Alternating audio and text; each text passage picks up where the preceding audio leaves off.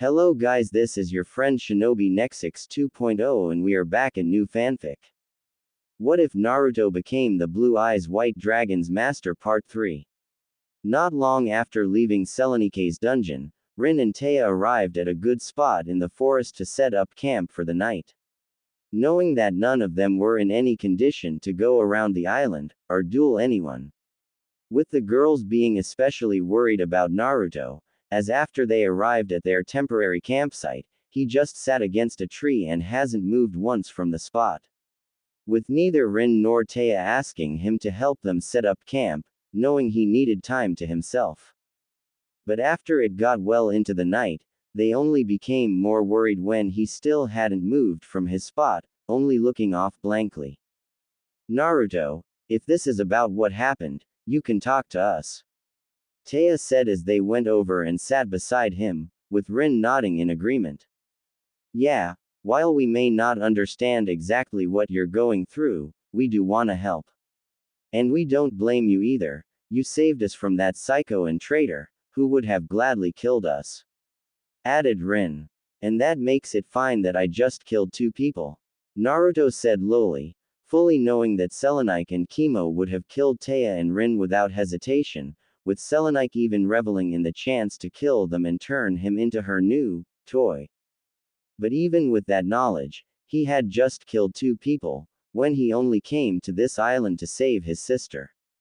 It made Naruto worried that he might become no different from Pegasus, not caring who gets in his way or who gets hurt as long as he got what he wanted. Praetor, you have nothing to be ashamed of. Pegasus willingly involved and hurt the innocent, while you risked your own life to save Rin and Taya.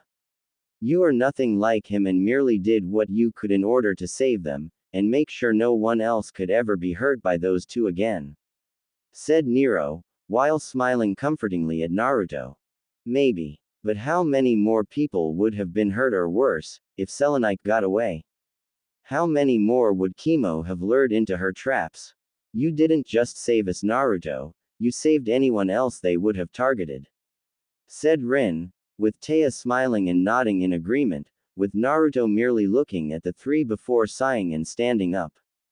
Then to Nero's dismay and sadness, Naruto took off the Millennium Ring and gave it to the shocked Taya. Thanks for trying to make me feel better, but right now, I just wanna be alone. And I don't want that anywhere near me. Naruto said, while pointing at the ring, not wanting to wear it after what he did with the penalty game, before he walked off into the woods, with the girls watching him with downcast expressions. He actually got rid of the ring. Nero muttered sadly, with Taya jumping at the sudden voice before her eyes widened when she saw Nero standing beside her. What the hell? Taya said, while freaking out at the sudden appearance of some ghost-looking girl, while Rin looking at her in confusion. What's wrong Taya? Questioned Rin, with Taya looking at her with wide eyes. What's wrong? Can't you see the ghost right there? Said Taya as she pointed at Nero, with Rin looking only to see nothing there before her eyes widened in realization. You mean the spirit within the Millennium Ring? Rin said, realizing that like Yugi's Millennium Puzzle, Naruto's ring also held a spirit within it, too. Which would explain how she would sometimes see him glancing off in random directions, looking like he was listening to something, or someone. Now realizing that the spirit had been speaking with him. Spirit within the Millennium Ring? Taya asked after calming down slightly, while Nero nodded. Yes, I'm the original owner of the Millennium Ring, it's a pleasure to meet you Taya. So rejoice, for you're standing in front of Olympia's pride, Nero Claudius Caesar Augustus Germanicus. Introduced Nero, though with a painfully fake smile and without her usual energy, still saddened at how Naruto didn't want her or the ring around. Nero, as in Emperor Nero of Rome. But you're a girl, Taya said, shocked that she was meeting a Roman emperor and that she was a girl, with Rin's eyes also widening at this, not expecting the spirit to Emperor Nero, let alone that she was really a girl. Yes, I'm a girl. If you wish I can tell you about it later. But I believe what we should really be focusing on is ways to help Naruto. Nero said, reminding Taya of the more important matter, with the girl nodding in agreement while relaying what Nero said to Rin, who nodded as well. She's right. While I'd like to learn more about Nero, we should focus more on helping Naruto, said Rin, as she and Taya sat down to think of ideas. What about if one of us tries dueling him? Given how dangerous the last duel was, maybe it'd be good if he had one just for fun. Taya suggested, only for Rin to shake her head. No, that might only make things worse. Like you said, with how dangerous the duel against Selenite was, it might result in him freezing up or even refusing to duel ever again, replied Rin, knowing it's far too soon for either of them to try and duel Naruto, to see if that would help. What if he sees one of you dueling? Not participating in one, but merely observing, to show that not all duels are dangerous and that they can still be fun, Nero said, with Taya relaying her words to Rin. That could be an option. But I'm still not sure, given we're in the middle of a tournament with everyone eager for the chance to defeat each other, not leaving much room for fun. Especially with the stakes that we personally have to worry about, as well, said Rin, while sighing. Maybe it'd be best to just give him some space, like he asked, and simply be there for him when he gets back, Rin said, with Taya and Nero nodding sadly, figuring that may be the only option. Though the girls still tried thinking of some ideas, wanting to do everything they can to help the whiskered blonde. With Naruto. Meanwhile, Naruto continued walking through the forest before soon stopping in a clearing, where he sat down on a rock. The teen now starting to feel guilt at getting rid of the Millennium Ring and by default Nero. While he didn't want the ring near him at the moment, after the penalty game, he didn't really think of Nero or what she would have felt by such an action. I'll apologize when I get back, thought Naruto, before he was suddenly pulled from his thoughts at hearing someone approaching him.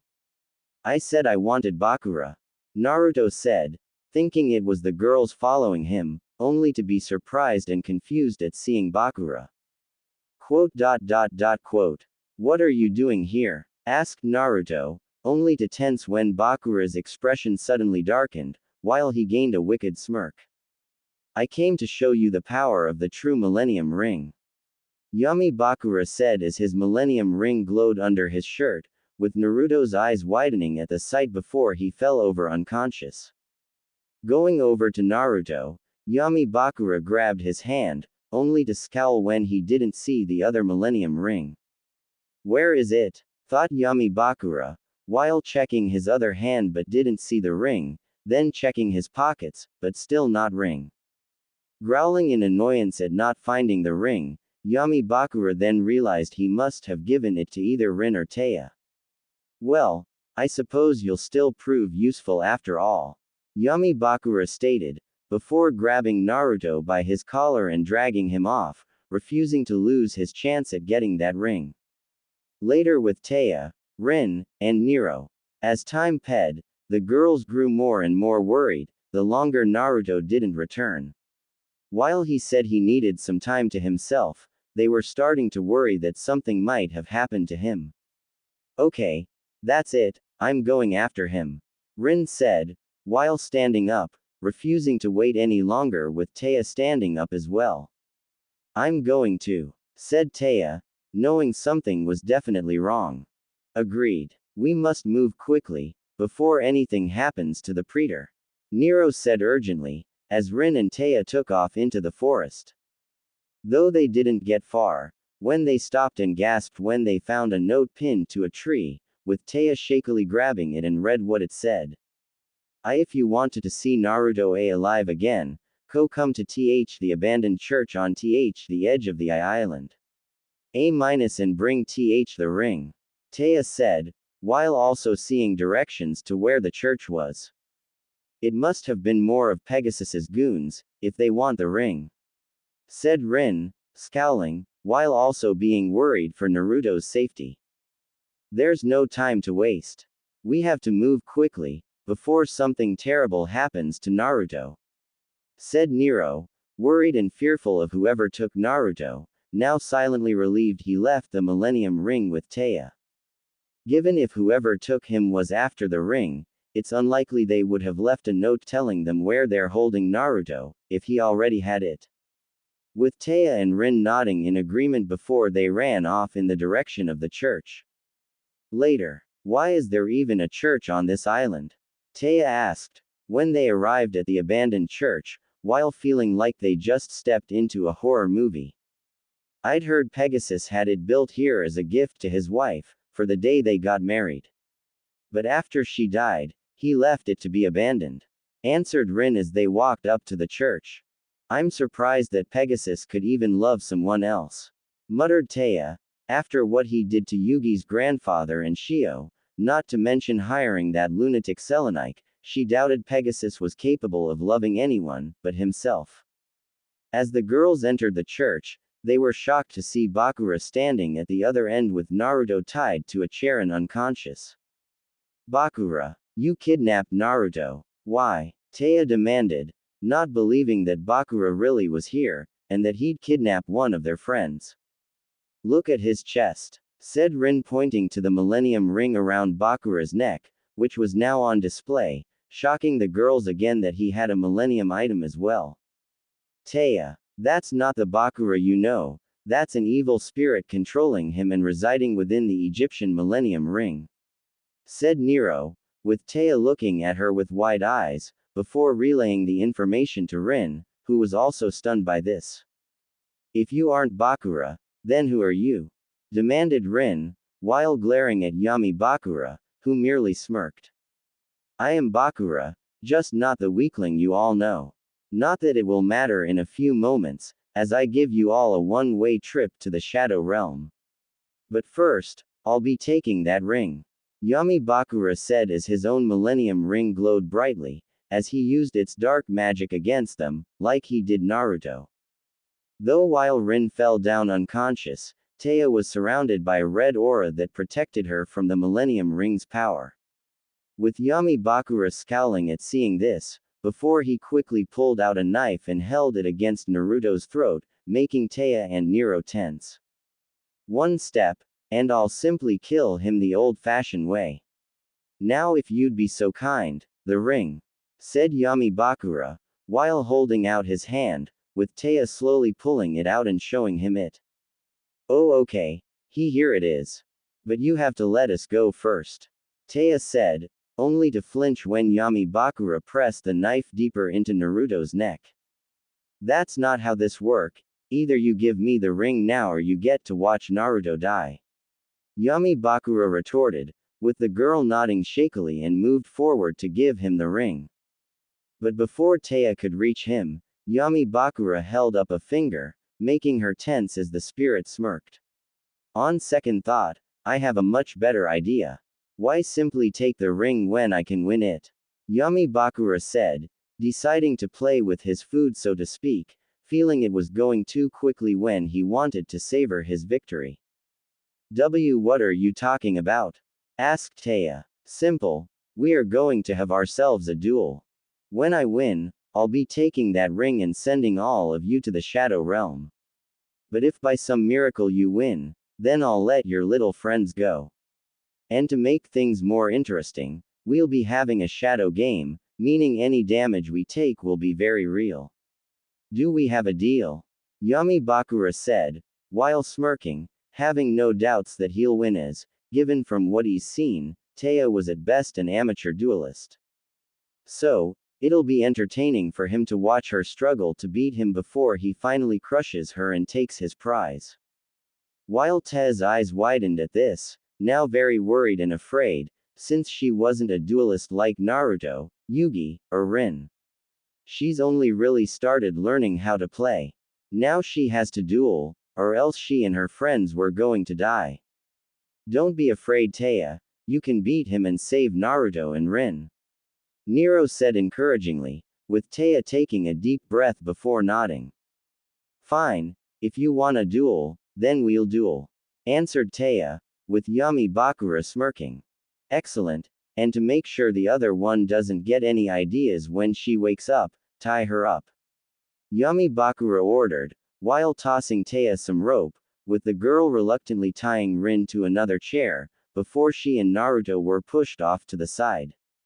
All while the church's floor opened up, revealing a duel arena, with Taya going on the blue side and Yami Bakura going on the red side. Duel. Taya 2000. Yami Bakura 2000. Since this will be the last duel you ever have, I'll allow you the first draw. Yami Bakura said, confident in his victory. Gee, how kind. Taya said sarcastically, while drawing a card and adding it to her hand. I'll summon Maiden of the Moonlight in attack mode. Taya said, while summoning her monster to the field. Maiden of the Moonlight. Attribute. Light. Level. 4. Card type. Normal monster. Monster type. Spellcaster. Card text. A sorcerer blessed by lunar light with powers far beyond mortal comprehension. ATK, 1500 DEF, 1300. Then I'll put a card face down and end my turn. Said Taya, while putting a card face down and ending her turn. A single monster and a single card. Naively, I was hoping for some sort of challenge. Yami Bakura stated as he drew a card, while smirking at what he had. First I play the spell card, Pot of Greed to draw 2 more cards. Said Yami Bakura, playing his spell and drawing 2 more cards. Pot of Greed. Card type. Normal spell. Effect. Draw 2 cards. Next, I play the card, Counterbalance. With it, at the end of each of our turns, we must discard from the top of our decks the same number of monsters out on the field. Yami Bakura said, while playing another spell. Counterbalance. Card type. Continuous spell. Effect. During each player's end phase, the turn player must send cards equal to the number of monsters on the field from the top of their deck to the graveyard. And now I summon the Earl of Demise. Said Yami Bakura, while summoning his monster to the field. The Earl of Demise. Attribute. Dark. Level. 5. Card type. Normal monster. Monster type. Fiend. Card text. This gentlemanly creature is extremely wicked, feared by man and fiend alike. ATK, 2000 DEF, 700. Taya gulped at the sight of such a powerful monster being summoned, before quickly activating her facedown. I activate my trap, Wabaku. This not only protects my life points, but also keeps my maiden from being destroyed this turn. Taya said, relieved she saved her monster and her life points. Wabaku. Card type. Normal trap. Effect. You take no battle damage from your opponent's monsters this turn. Your monsters cannot be destroyed by battle this turn. Congratulations, you managed to save yourself for a single turn. Now I play another spell card, the Dark Door. Now only one of our monsters can attack during our battle phases. Yami Bakura said, while playing another spell. The Dark Door. Card type. Continuous spell. Effect. Only one monster can attack during each battle phase. I then place a card face down and end my turn. Said Yami Bakura as he put a card on the field, while also discarding the top 2 cards of his deck, thanks to counterbalance. My draw then, Taya said, while drawing a card and adding it to her hand, before smiling at what she drew. Alright, first I'm gonna summon Queen of Autumn Leaves. Said Taya, while summoning her monster to the field. Queen of Autumn Leaves. Attribute. Earth. Level. 5. Card type. Normal monster. Monster type. Plant. Card text. Queen of the Emerald Forest and wife of the Spirit King, she lives surrounded by vivid red leaves. ATK 1800 DEF 1500. Then I'll equip her with United We Stand, increasing her ATK and def by 800 for each monster I control. Said Taya, while equipping her queen with the spell, increasing her power. United We Stand. Card type. Equip spell. Effect. The equipped monster gains 800 ATK, def for each face-up monster you control. Queen of Autumn Leaves. ATK 1800 DEF, 1500 ATK, 3400 Def, 3100. Now attack his Earl of Demise. Taya said as her queen held out her hands, releasing a blast of wind and autumn leaves at the Earl of Demise. You forgot my face down, Call of the Earthbound, said Yami Bakura, smirking as he activated his trap. Call of the Earthbound. Card type. Normal trap. Effect.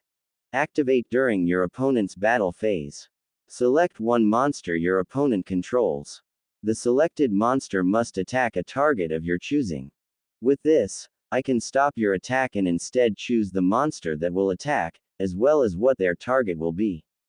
And I choose Maiden of the Moonlight to attack Earl of Demise, said Yami Bakura, while smiling wickedly as Te's eyes widened when her maiden unwilling attacked Earl of Demise, only to be cut down and destroyed, along with weakening her Queen of Autumn Leaves.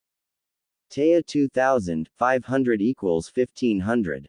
Queen of Autumn Leaves. ATK, 3400 Def, 3200 ATK, 2600 Def, 2300. Taya cried out in pain, feeling like she had been attacked as well, while now understanding what Yami Bakura meant by any damage they'll take will be real. Taya, Nero said in worry for the girl, as the brunette managed to give a weak smile. I'm fine, just wasn't expecting it to hurt so much, said Taya, while grunting lightly. Off to the side, Naruto and Rin had begun waking up before fully regaining consciousness at hearing Tez scream. Their eyes widening at seeing Taya dueling against Yami Bakura before they began fighting against their restraints. Bakura! Naruto shouted, glaring at Yami Bakura, who looked over and smirked. Ah, how wonderful, you're both woke up in time to see me win and send you all screaming to the Shadow Realm, said Yami Bakura. Taya, what's happening? Questioned Rin, while grunting as she tried freeing herself.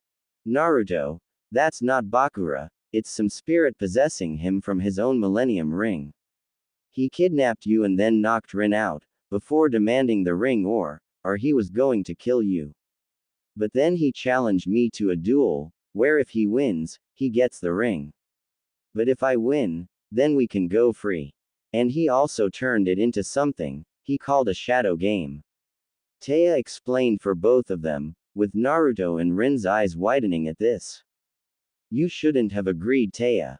Shadow games aren't regular duels, if you lose them you'll die, and that's if you're lucky, said Rin, knowing from her research that when one lost a shadow game, they're at risk of either being killed, sent to the Shadow Realm, or entering a penalty game of the caster's choice. Neither of you should have come here. You were safe with the ring, now you're all in danger because of me, Naruto said, not believing he's endangering his friends again, just like with Selenite being after him. Now they were at risk being sent to the Shadow Realm, because he had to go off on his own. This isn't your fault, Naruto, so don't even start blaming yourself.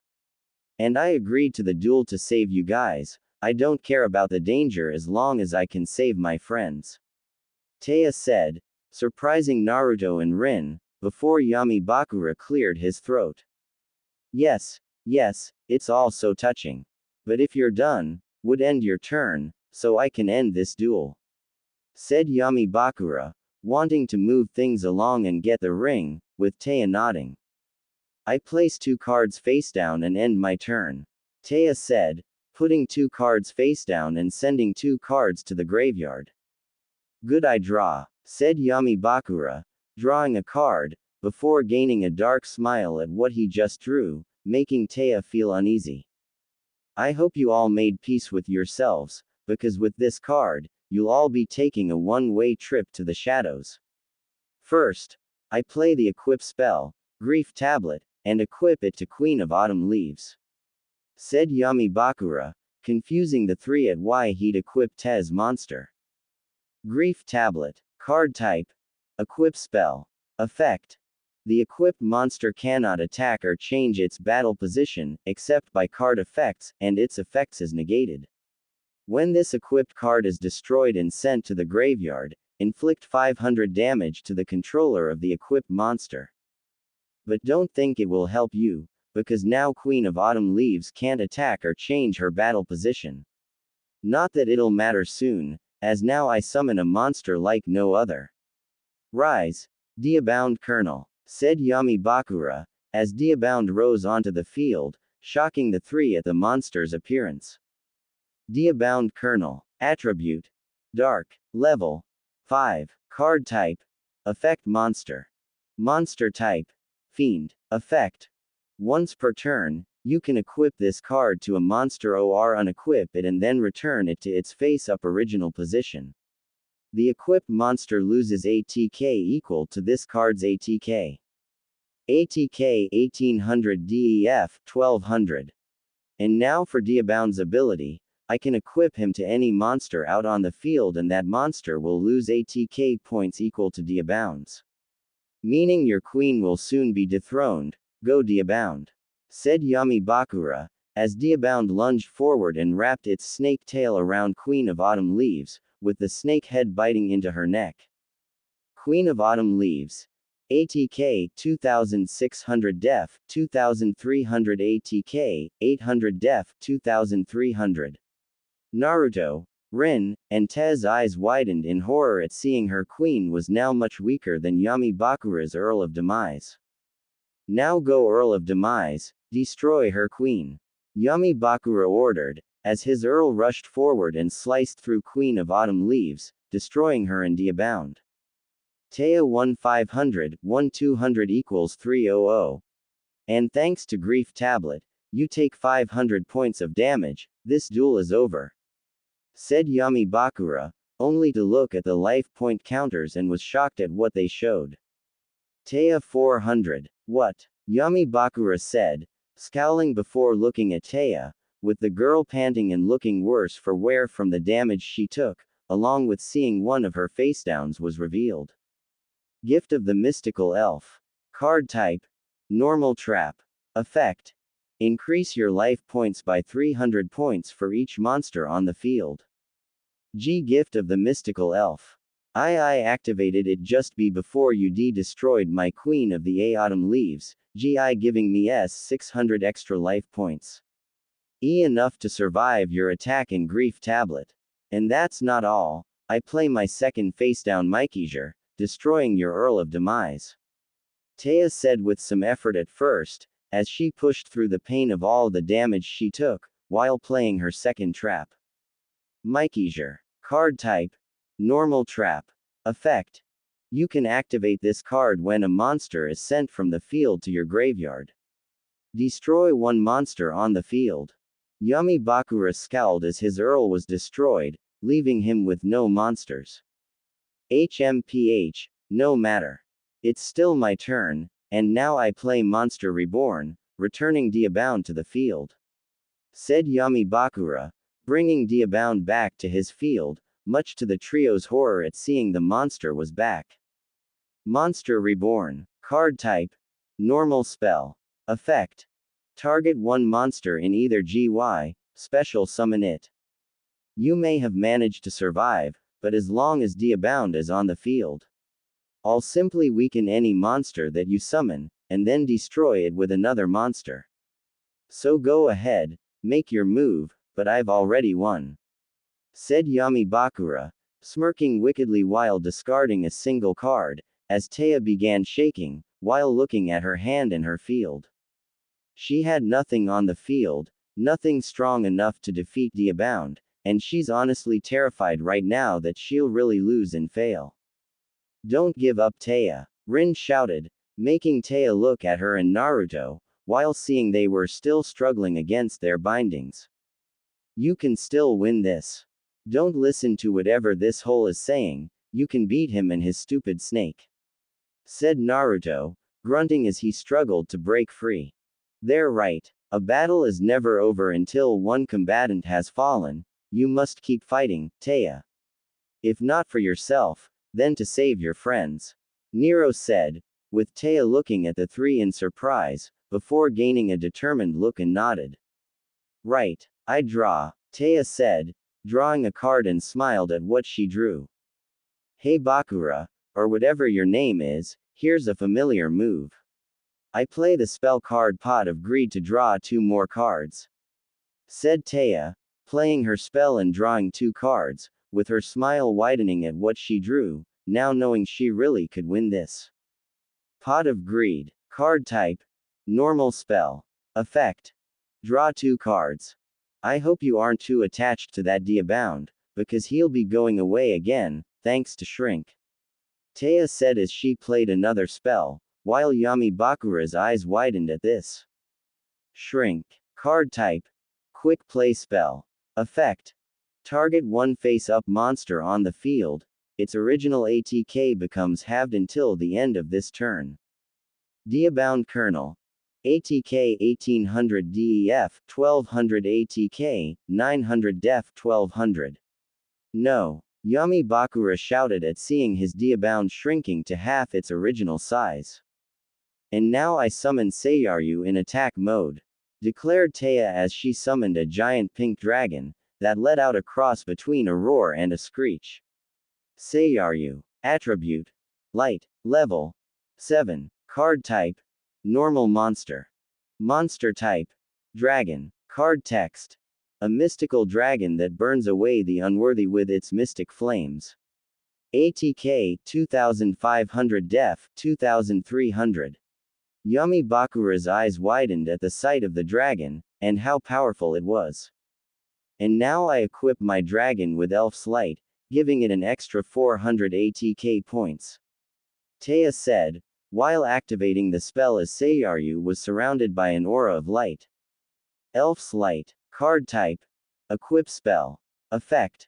A light monster equipped with this card increases its ATK by 400 points and decreases its def by 200 points. Seiyaru. ATK 2500 Def, 2300 ATK, 2900 Def, 2100. Go Seiyaru destroy his Diabound.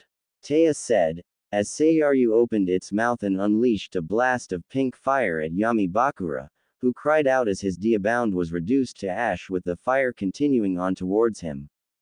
Yami Bakura 2000 equals 0. Alright, I did it. Taya cheered, not believing she actually managed to win the duel, while Yami Bakura shook in rage it just happened. Not only had he lost, but he had also lost to a rank amateur. Someone who isn't even a real duelist, nothing but a cheerleader for Naruto and Yugi. And she somehow beat him and destroyed his Diabound. Yes, you did it. Your little friends may go free, but I never said anything about you going free. Said Yami Bakura as his head snapped up, while looking at Taya with pure rage in his eyes, as the girl froze in fear at the look. Even more when shadows began emerging from his Millennium Ring, with Naruto and Rin's eyes widening at this before the whiskered blonde grunted in effort and managed to break through the ropes. Taya, give me the ring. Naruto said, while rushing forward and jumping up to the arena, with Taya hastily throwing him the ring. Quickly putting it on, Naruto held it out, releasing a red shield from it, forcing the shadows back into Yami Bakura's Millennium Ring, making him scowl. Consider yourselves lucky, but we'll meet again, soon enough. Yami Bakura swore, before jumping down from his stand and leaping out a window, disappearing into the forest.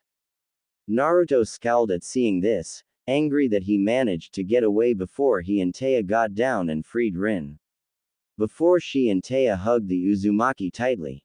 Thank goodness you're alright, Rin said, relieved that Naruto was alright. We were really worried when you didn't come back.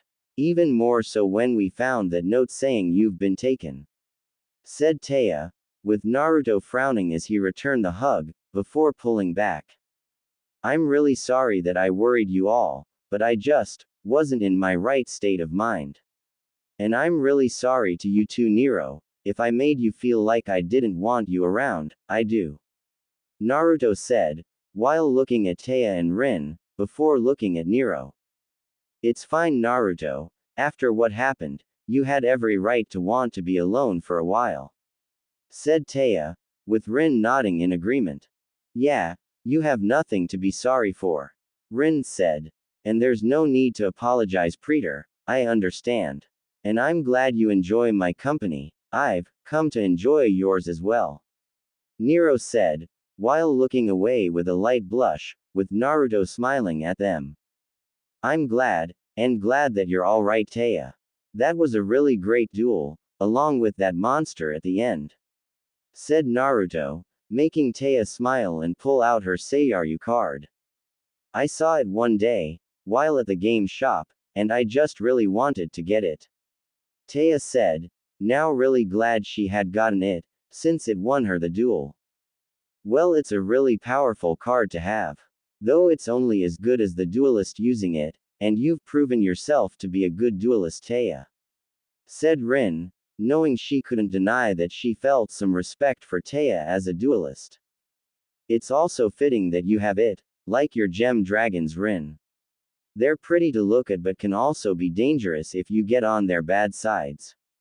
Naruto said, making both girls blush at the compliment. Whatever, I idiot. Let's just get out of here. Rin said, while suppressing her blush, with the others nodding in agreement. Though just as Taya took a step forward, she immediately collapsed as the adrenaline left her body, with her now feeling the strain and effects of the shadow game. With Naruto catching her before she hit the ground, with Rin helping carry her. The two then carrying Taya out of the abandoned church to find shelter, so they can rest and recover from everything that's just happened. While unknown to them, Yami Bakura hadn't fully left, with the dark spirit watching the trio walk away. I swear, this isn't the last you've seen me, and I will have that Millennium Ring, Naruto. Yami Bakura mentally swore. But he knew he wouldn't stand a chance against Naruto, not yet anyway. For now, he'll go after Yugi and get his Millennium Puzzle, instead. After all, he still has his original plans to fulfill as well. After arriving back at their camp, Naruto and Rin had placed Taya inside hers and Rin's tent to let her rest from her shadow game with Yami Bakura. With the two then setting up their own tents to get some sleep and rest as well. Do you think it's a good idea for all of us to sleep at the same time? Rin asked while looking at Naruto, not feeling very comfortable with the idea of all of them sleeping. Given however since they've set foot on this island, they've been kidnapped repeatedly, put in life-threatening danger, nearly killed, and being part of a shadow game. So the brunette didn't exactly feel safe closing her eyes and risking someone else showing up to kidnap one of them. With Naruto nodding in agreement, feeling the same and not wanting to risk them being found by other eliminators. Well, we could take turns keeping watch. I'll take the first watch if you want. Offered Naruto. Are you sure? I could take first watch while you rest. Rin said, knowing he probably needs it more than she does at the moment, with his duel against Selenik and then being kidnapped by Yami Bakura, she didn't Naruto end up overworking himself. Yeah, I'm fine going first. Besides, I'll have an extra set of eyes with Nero helping me. Naruto replied as Nero appeared beside him and nodded. Of course, Preeter, any who comes here shall not escape my sight. Said Nero, while looking around for any sign that they might be being watched right now, with Rin looking at him before nodding slowly. Okay, if you're sure. Rin said, with Naruto nodding at her in response. I am. Get some rest, Rin. We're gonna need as much as we can get. Said Naruto, with the girl nodding before entering her tent to get some sleep, leaving Naruto and Nero to keep watch. Later, Rin tossed and turned in her sleep, her face scrunching as memories flashed before her, memories that she prefers not reliving. No, Sakura, Rin muttered as she began shaking, as she relived the accident that claimed her parents' and sister's lives. But the worst part was when she heard the laughter, the dark, twisted, unnatural laughter that she had always wanted to forget, but could still hear it no matter how hard she tried. No, no, no, no, said Rin before shooting up with a scream as she woke up, gasping and panting, with the girl flinching when the tent that she and Taya shared suddenly opened, revealing Naruto looking at her in concern. "Are you alright?" Naruto asked, having heard her scream, and immediately came to check on her to make sure she was alright. I'm fine, just a nightmare," Rin replied shakily, while taking a few breaths to calm herself down before getting up and exiting her tent, with Naruto still looking at her in worry. The two sitting around the remnants of the fire they had made, with Rin looking into the pit silently while Naruto continued looking at her, wondering what made scream like that. "Do you wanna talk about it?" Naruto asked, with the girl glancing at him before looking back into the pit. It was just a nightmare. It's one I've had for years and one I thought I had managed to suppress. But being on this island and everything that's happened, it's made it come back," said Rin, knowing she's grown more on edge since coming to Duelist Kingdom and everything that's happened. While Naruto looked at her in confusion and concern, wondering what nightmare she could have had. Before the whiskered blonde remembered what Rin told him after they encountered the ventriloquist of the dead. "The nightmare, it was about your parents and sister, wasn't it?" Naruto stated, making Rin look at him before sighing and nodding. "Yeah, it was," Rin replied, not seeing a point in hiding it, since she already told him about what happened to her birth family. "If you don't mind me asking, what exactly happened to them?" asked Naruto, wanting to know what happened and see if he could help Rin in some way, even if it's just listening to her. Rin remained silent for a few moments, before reaching into her pocket and hand Naruto an old, worn out, and rolled up piece of parchment. Confused at what it was, Naruto unrolled it only to be confused further at not recognizing whatever was written on it. "What is this? And what language is this?" Naruto asked, not understanding the significance of the item. "It's Persian and what's written is just the word, all. That thing is what led to the expedition that killed my parents and sister," Rin revealed, surprising Naruto as he looked at the parchment fragment, before looking back at Rin to hear what else she had to say. "My father had acquired that from one of his contacts, and even now, I still don't understand the significance of it. But whatever it is and wherever it came from, it caused my parents to immediately start planning an expedition to Persia. While bringing me, Sakura, and my father's student Kirei Kotomine, along with a small team that they hired to help them. When we finally arrived at the site, my parents had me and Sakura stay in camp while they went to explore the ruins they were excavating. Something which confused us since we were usually allowed to join them in exploring the ruins. But we still listened to them and spent the next 3 days in camp, only being allowed to look over anything they had brought back from the ruins.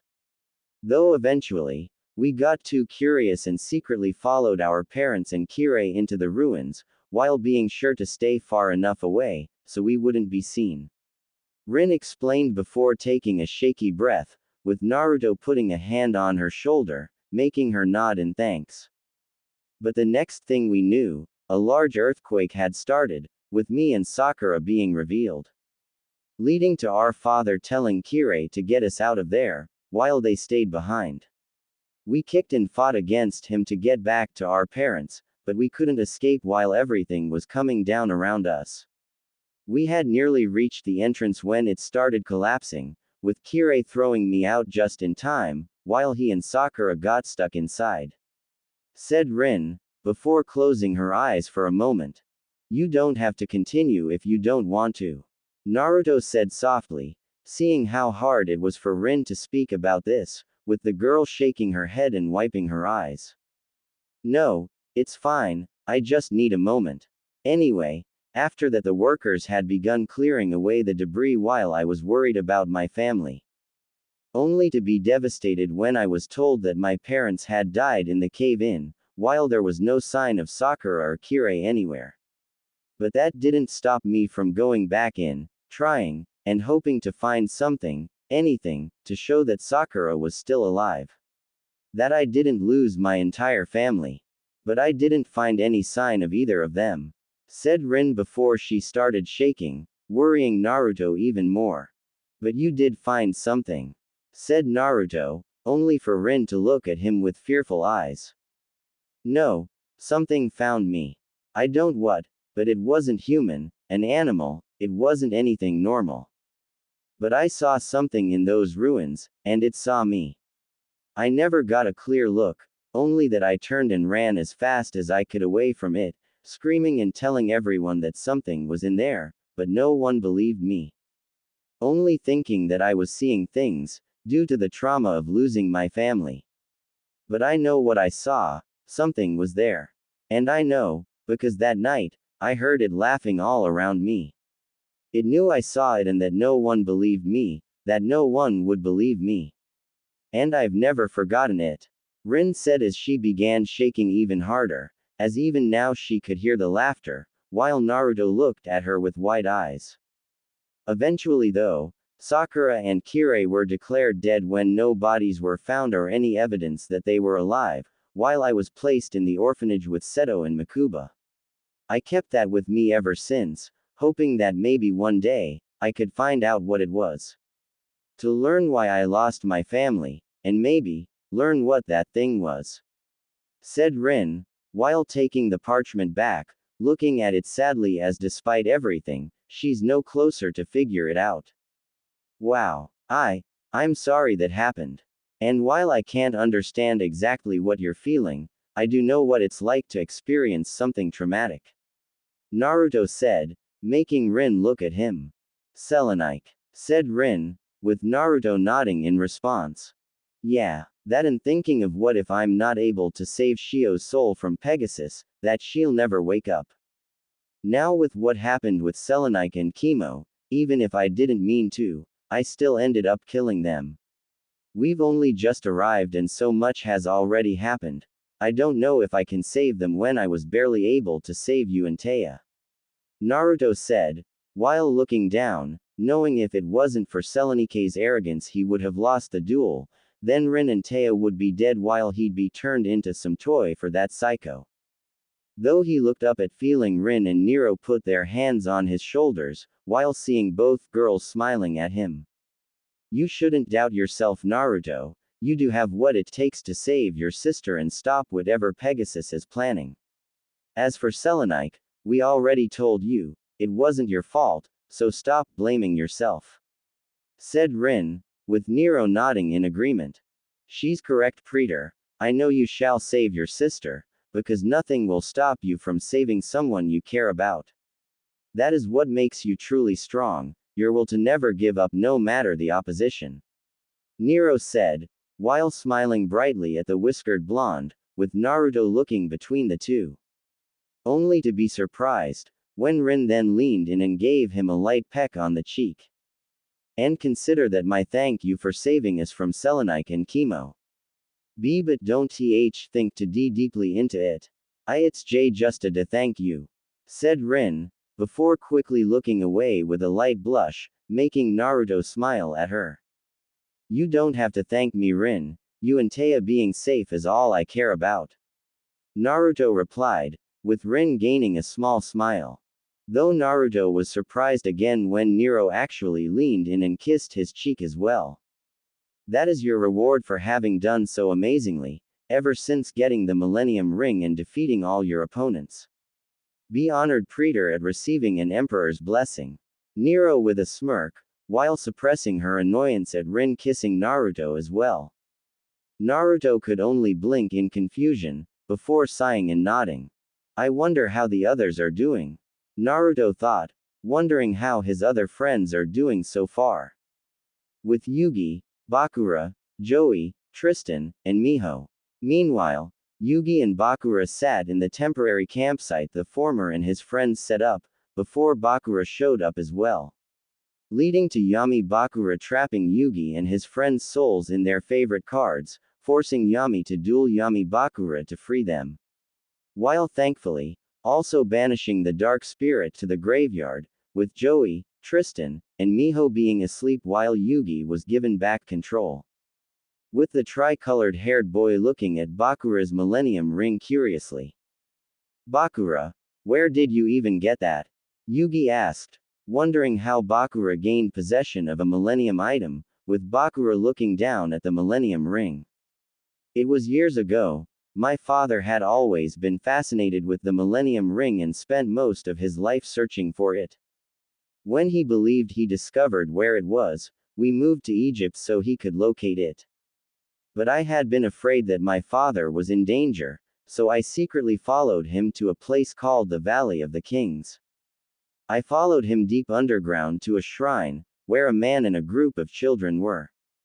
After that, I don't really remember much, only that my father tried on the ring, but something happened, and when I checked on him, he was only concerned about the ring. I went to get it for him, but I must have blacked out since the next thing I know, I wake up back home with the ring around my neck. Explained Bakura, not knowing that the dark spirit had possessed him after he grabbed the ring and was found worthy of it. Yugi looked at the ring with a frown, wondering what could have happened, but relieved that the spirit inside it was gone. Just then, they saw their friends starting to wake up and went over to them. Whoa, what a nightmare. I just dreamt Bakura went totally mental. Tristan said, with the three believing everything that happened was just a dream. Same here. Last time I snoozed with dueling cards under my pillow, said Joey, while rubbing his head. Sleep well, guys? Bakura asked while smiling at them, making the duo momentarily freak out. Well, let's see. I dreamt that Yugi had us dress up like dual monster cards and you went nuts. So, no, not really, said Miho. Ooh, Bakura said, not really sure how to respond to that. Luckily, or unluckily, he was saved from having to answer when the group all heard a familiar scream. That voice, that was Mai. Joey said, with the group realizing she was in trouble with how she didn't come back to their campsite, since she did say they'd be friends tonight but enemies tomorrow.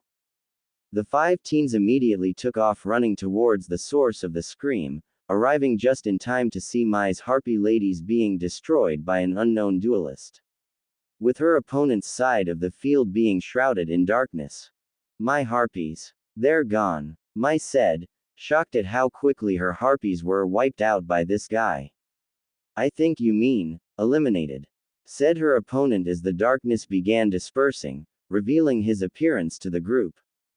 Just like you. Now hand over all your star chips, you loser.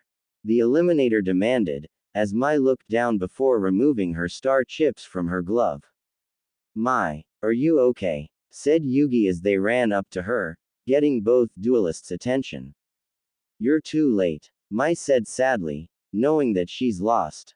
Too late for what? Miho asked. This sideshow freak giving you a hard time, said Joey, while glaring at the eliminator. That's right. Just like Pegasus pays me to do, root out all the dueling filth on this island and dispose of it. My name is Panic, the player killer of darkness. Panic said wickedly.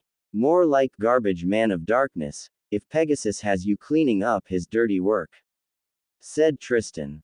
This is no joke. Panic's one of the island's eliminators, and if you don't get out of here, he's gonna do to you what he did to me. Mai said. Eliminator, like the imitator of death, said Yugi as he remembered his duel against that fake Kaiba. That's right. And check out her duelist glove, not a star chip left. And she was one of my easiest victims yet, Panic said, grabbing Mai's arm and showing her empty glove, before shoving her. That's it, you creep. Nobody treats a girl like that in front me, let me at him, Joey said, only to be stopped by Tristan and Bakura. Calm down, Joey. I know how you feel, but that guy's more than twice your size, said Bakura to calm him down, only for Joey to push past them and glare at Panic. Oh, I know I can take this jerk. But if he likes pushing people around in duels, then how about you duel me then? Said Joey, with Panic laughing at him. Ha ha ha ha. You wanna duel, runt? Then let's duel. Maybe you'll be a better challenge than that stupid girl and her birdies. Panic taunted, making Joey scowl before looking at Yugi. I got this one, Yug. This guy's making it personal. said Joey, with Yugi nodding in understanding. Go get him, Joey, Yugi said, confident that Joey can take Panic down. Joey, please, you can't duel him. Panic's on a different level, said Mai, doubting that Joey had what it takes to beat Panic. Then I'll just have to bring him down to mine. Don't worry, I'll take this creep down and get your star chips back, Joey said, surprising Mai. What? Questioned Mai. Hey, you wanted a rematch, remember? Can't do that if you don't make it to the finals. Just hang tight, this won't take long, said Joey said, while grinning and giving her a thumbs up.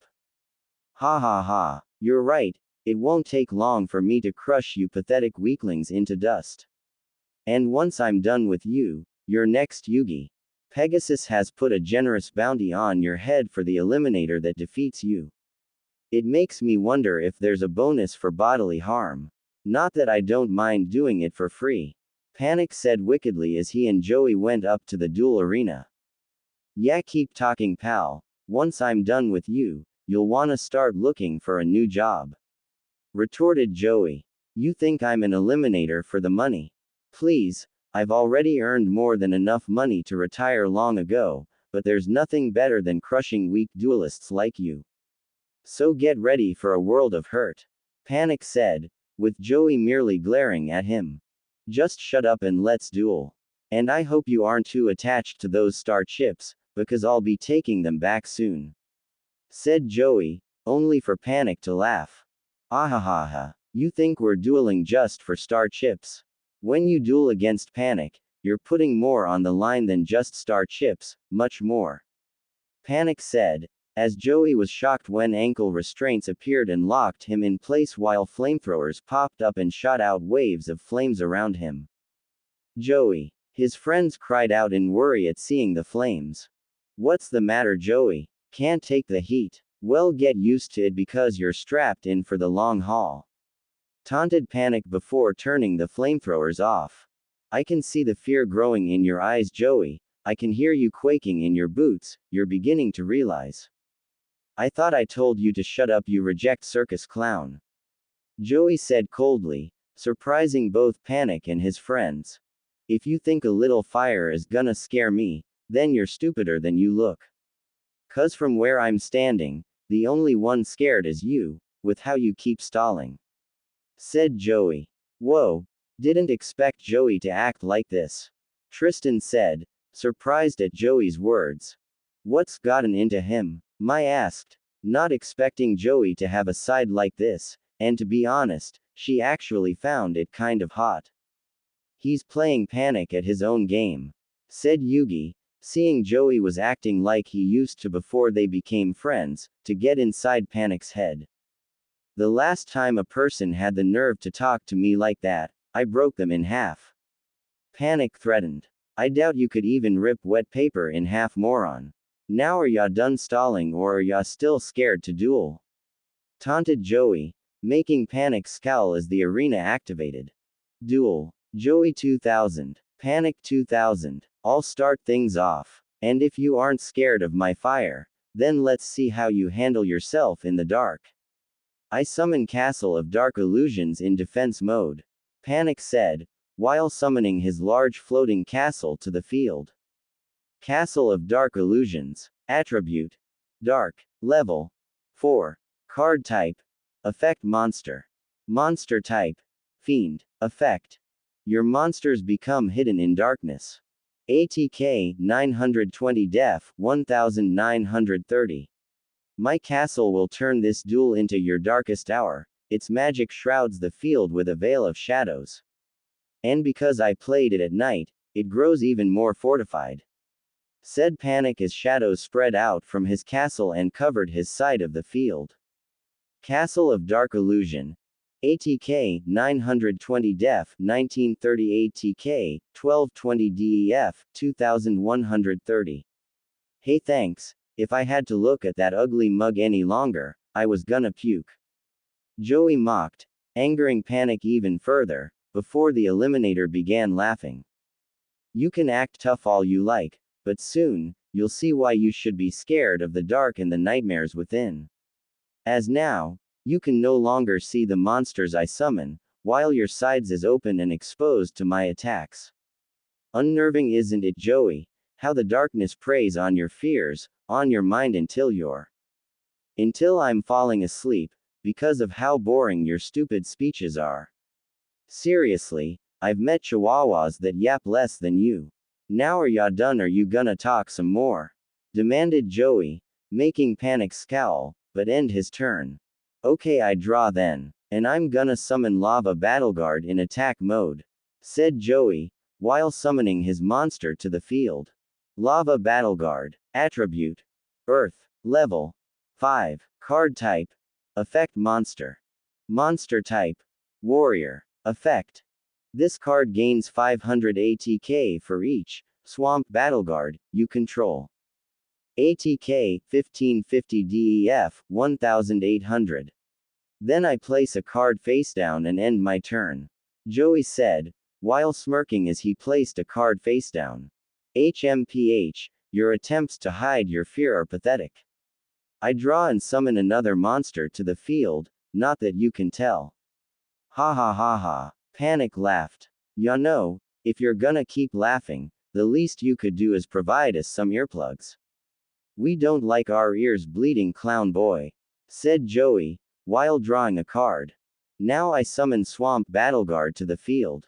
And thanks to his and Lava Battleguard's effect, they each gain a 500 attack boost, said Joey, summoning another monster. Swamp Battleguard. Attribute: Earth. Level 5. Card type: Effect Monster. Monster type: Warrior. Effect: This card gains 500 ATK for each Lava Battleguard you control. ATK 1800 DEF 1500. Swamp Battleguard. ATL 1800 DEF 1500 ATK 2300 DEF 1500. Lava Battleguard. ATK 1550 DEF 1800 ATK 2050 DEF 1800. Then I put another card face down and end my turn, Joey said, making Panic scowl in the darkness. What are you planning? Demanded Panic. Sorry, what was that? I don't speak, idiot, stated Joey, with Panic growling as he drew a card. Ha ha ha. I summon another monster and this one's going to attack your Lava Battleguard, Panic said, summoning a monster, which immediately rushed forward, still shrouded in darkness. Sorry to disappoint ya, clown, but that's not happening. Just because I can't see your monsters, doesn't mean they still can't be destroyed, and I play the trap, Chasm of Spikes, said Joey, playing his trap as a pit filled with spikes appeared in front of the charging monster, which it fell into. Chasm of Spikes. Card type: Normal spell. Effect: When an opponent's monster attacks, it is destroyed. The opponent loses life points equal to 1/4 of the monster's ATK. And thanks to it, not only is your monster destroyed, you take damage equal to 1/4 of their ATK, said Joey, smirking as Panic's life points went down. Panic 2000, 525 equals 1475. Grr, you'll regret that, you little brat, Panic shouted as he ended his turn. The only thing I regret is that I'll have to see your face again once I turn that castle into rubble, Joey retorted while drawing a card, before smirking at what he had. And now I'm gonna summon the Flame Swordsman, said Joey, while summoning another monster to the field. Flame Swordsman. Attribute: Fire. Level 5. Card type: Normal monster. Monster type: Warrior. Card text: With a sword wrapped in flames, he is a strong warrior. The attack issued by his sword is very powerful. ATK 1800 DEF 1600. And that's not all. Now I'm gonna equip him with Salamandra, making him even stronger, along with wiping out the darkness, said Joey, while equipping his swordsman with a new blade wrapped in a fiery dragon that illuminated the field. Salamandra. Card type: Equip spell. Effect: Equip only to a fire monster. It gains 700 ATK. Flame Swordsman. ATK 1800 DEF, 1600 ATK, 2500 DEF, 1600. With the flames also revealing Thankx field again and the other monster he had. Barracks. Attribute. Dark. Level. 5. Card type. Effect monster. ATK 1580 DEF 1730. No more hiding now panic. Swamp Battleguard. Stomp that reject Bigfoot. Joey said as his battleguard roared and charged towards Barracks, destroying it with its club and lowering Thankx life points. Panic 1475 720 equals 755. Now Flame Swordsman, send that castle of his crashing to the ground. Said Joey, with Flame Swordsman giving a battle cry before leaping into the air and swinging his sword, slicing Castle of Dark Illusions into pieces, which went crashing down around Panic. Who panicked himself, while shielding himself from his destroyed castle falling around him. Ah, what's the matter Panic? Getting scared? Don't worry, it's almost over. Joey taunted, with Panic glaring murderously at him, while shaking in anger. You worthless brat, I'll show you what happens to those that cross me, shouted Panic, before drawing a card and smiled wickedly at what he drew. And I'll start with this, I summon Reaper of the Cards in attack mode. Panic said, while summoning his monster. Reaper of the Cards. Attribute. Dark. Level. 5. Card type. Effect monster. Monster type. Fiend. Effect. This card can attack and destroy face-down spell and trap cards. ATK 1380 DEF 1930. Reaper of the Cards. ATK 1380 DEF 1930 ATK 1580 DEF 2130. And thanks to my Reaper's ability, it can destroy your face-downs as well, and you have one right now. Panic said. Yeah, and I'm activating it. Kunai with chain, said Joey, while activating his trap. Kunai with chain. Card type. Normal trap. Effect. An opponent's attacking monster can be switched to defense position. Also, your monster gains 500 ATK. With it, I can force your Reaper into defense mode and equip my swordsman with it as well, giving him 500 more points. Said Joey as his swordsman was equipped with kunai with chain as well, while Reaper of the Cards was forced into defense mode. Flame Swordsman. ATK 2500 def, 1600 ATK, 3000 def, 1600. Now my swordsman is gonna incinerate that Reaper. Joey said, as the Flame Swordsman raised his blade with a large dragon of pure fire wrapped around it, before lunging forward and with one slash, Panic's Reaper was engulfed in a pillar of swirling flames. Panic gritted his teeth in anger at how this worthless brat was actually managing to push him back. Drawing a card, Panic grinned madly at what he drew. You're done for now you damn brat. I summon King of Yamimakai. Panic said, while summoning his monster. King of Yamimakai. Attribute. Dark. Level. 5. Card type. Normal monster. Monster type. Fiend. Card text. Wields the power of darkness to destroy its enemies. ATK 2000 DEF 1530. King of Yamimakai. ATK 2000 DEF 1530 ATK 2200 def 1730. Now destroy his lava battleguard. Ordered Panic, as his king roared before rushing forward and destroying lava battleguard, along with lowering Joey's life points and swamp battleguard's ATK. Joey 2000 150 equals 1850. Swamp battleguard. ATK 2300 def, 1500 ATK, 1800 DEF, 1500. Yes. Can you feel it now? The fear, the darkness surrounding your heart, your mind. The feeling of drowning and being unable to escape. Because soon, you will spend eternity alone and scared within the shadow of night. Panic laughed wickedly, while Joey remained unfazed. Ya no Panic, you're pathetic.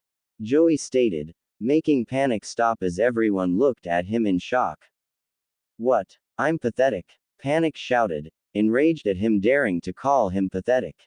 Joey, watch it, he's dangerous. Miho called out only for Joey to smirk. That's right, you act tough, but the truth is you're just a jerk who gets his kicks from picking on people who are smaller and weaker than you. You use scare tactics and intimidation as a way to make them feel small and make yourself big. Joey said, angering Panic even more before he finally snapped. Shut your mouth, you worthless street urchin. Panic roared, slamming down his fist on the button, causing the flames to rage over him again, but did nothing to faze the young duelist. I know how guys like you think, Panic, 'cause I used to be just like you. Joey stated with no fear of the flames surrounding him. Joey. The others shouted in fear for their friend. Yugi. Do as I say, and we can help Joey. Yami said, with Yugi nodding as his puzzle began glowing. While within the flames, Joey was surprised when they didn't get near him, being even more surprised when he saw the spectral image of the nameless pharaoh appear beside him. Yug. Joey said, surprised and confused at what he was seeing. It's your move, Joey. Now show Panic how a real duelist does things.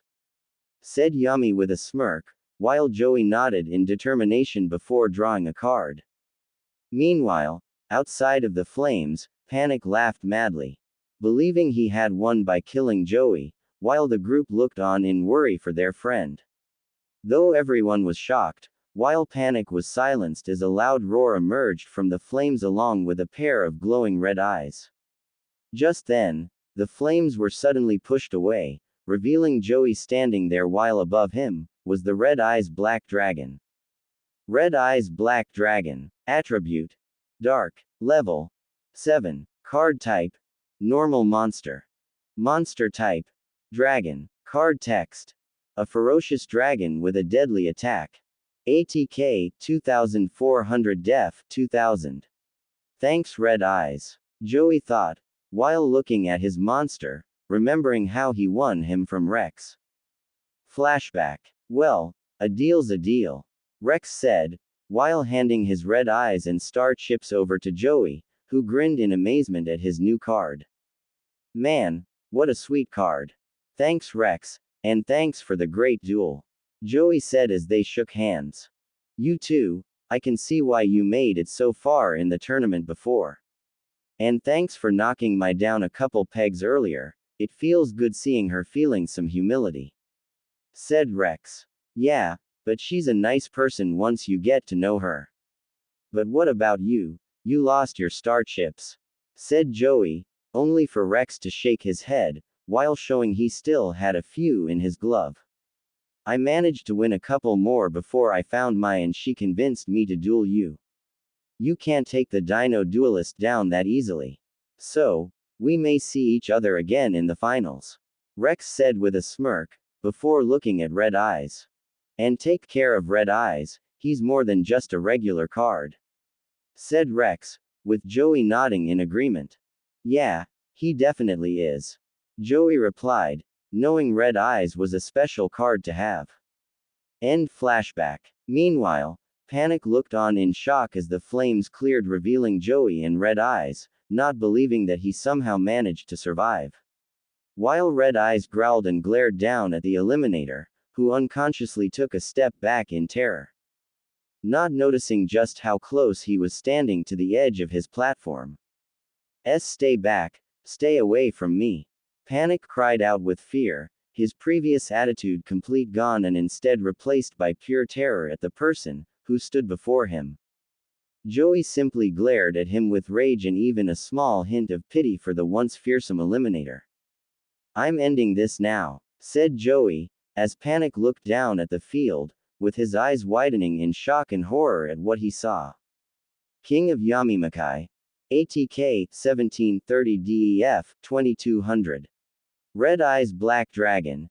ATK 3000 Def 2000. Looking back up, Panic saw that Joey had also played 2 spells along with summoning his red eyes. Dragon Nails. Card type: Equip spell. Effect: A dark dragon gains 600 ATK by this equip card. Shield and Sword. Card type. Normal spell. Effect. Switch the ATK and def of all face-up monsters on the field until the end of this turn. Any increases to their def are applied to their ATK and vice versa, until the end of the turn. I played Shield and Sword before summoning my Red Eyes, swapping the ATK and def of all monsters on the field, so my dragon wasn't affected. While Dragon Nails gives Red Eyes enough power to wipe out your king. Now go Red Eyes, Inferno Fire Blast. Joey said, as Red Eyes roared before launching a fireball at King of Yamimakai, destroying it in the last of Panic's life points. Panic 755-1270 equals -515. Panic cried out as he was thrown back from the force of the attack, descending down into the flames below, with the Eliminator being consumed by them. Joey exited the arena, before going over and retrieving Mai's star chips. Here ya go Mai, Joey said, only for Mai to shake her head and look away. Keep them, I don't deserve those, said Mai, believing she didn't deserve her star chips anymore, after losing like that. Well, okay. If you're sure. Thanks Mai, Joey said, grinning and was about to put them in his glove, only for Mai to immediately snatch them. Wait just a moment. I changed my mind and those are my star chips, said Mai, while putting them back in her own glove, before looking at Joey. And, thanks for getting them back for me. You looked pretty good up there, Mai said, willing to admit Joey put up a great fight. No problem, glad I could help. After all we're friends, aren't we? Stated Joey, surprising Mai before she gained a small smile. Yeah, friends. I'll be sure to repay the favor and next time we meet, we'll have a more honorable duel, no perfume tricks or anything. Mai said, with Joey nodding in agreement, before she took her leave. Afterwards, Yugi, Bakura, Tristan, and Miho congratulated Joey on his victory before they returned to their campsite to call it a night. Bakura, am I seeing things, or is your Millennium Ring actually glowing? Yugi asked, while looking at Bakura's Millennium item in surprise to see one of the prongs was glowing. After Joey's duel with Panic, the group had returned to their campsite, with Mai having also joining them. Rather than going off on her own, not wanting to risk getting grabbed by another Eliminator. Along with keeping her word that they'd be friends for tonight, before going back to being competitors in the morning. With the others having since gone to sleep, leaving only Yugi and Bakura awake. With the tri-colored hair boy having noticed his friend's Millennium Ring started glowing and pointing in a certain direction. If it's not, then we're both hallucinating, said Bakura while holding the ring up, seeing the glowing prong as well. It's kind of spooky, don't you think, the way it's pointing like that? Yugi said, feeling spooked by the way the ring seemed to be pointing somewhere.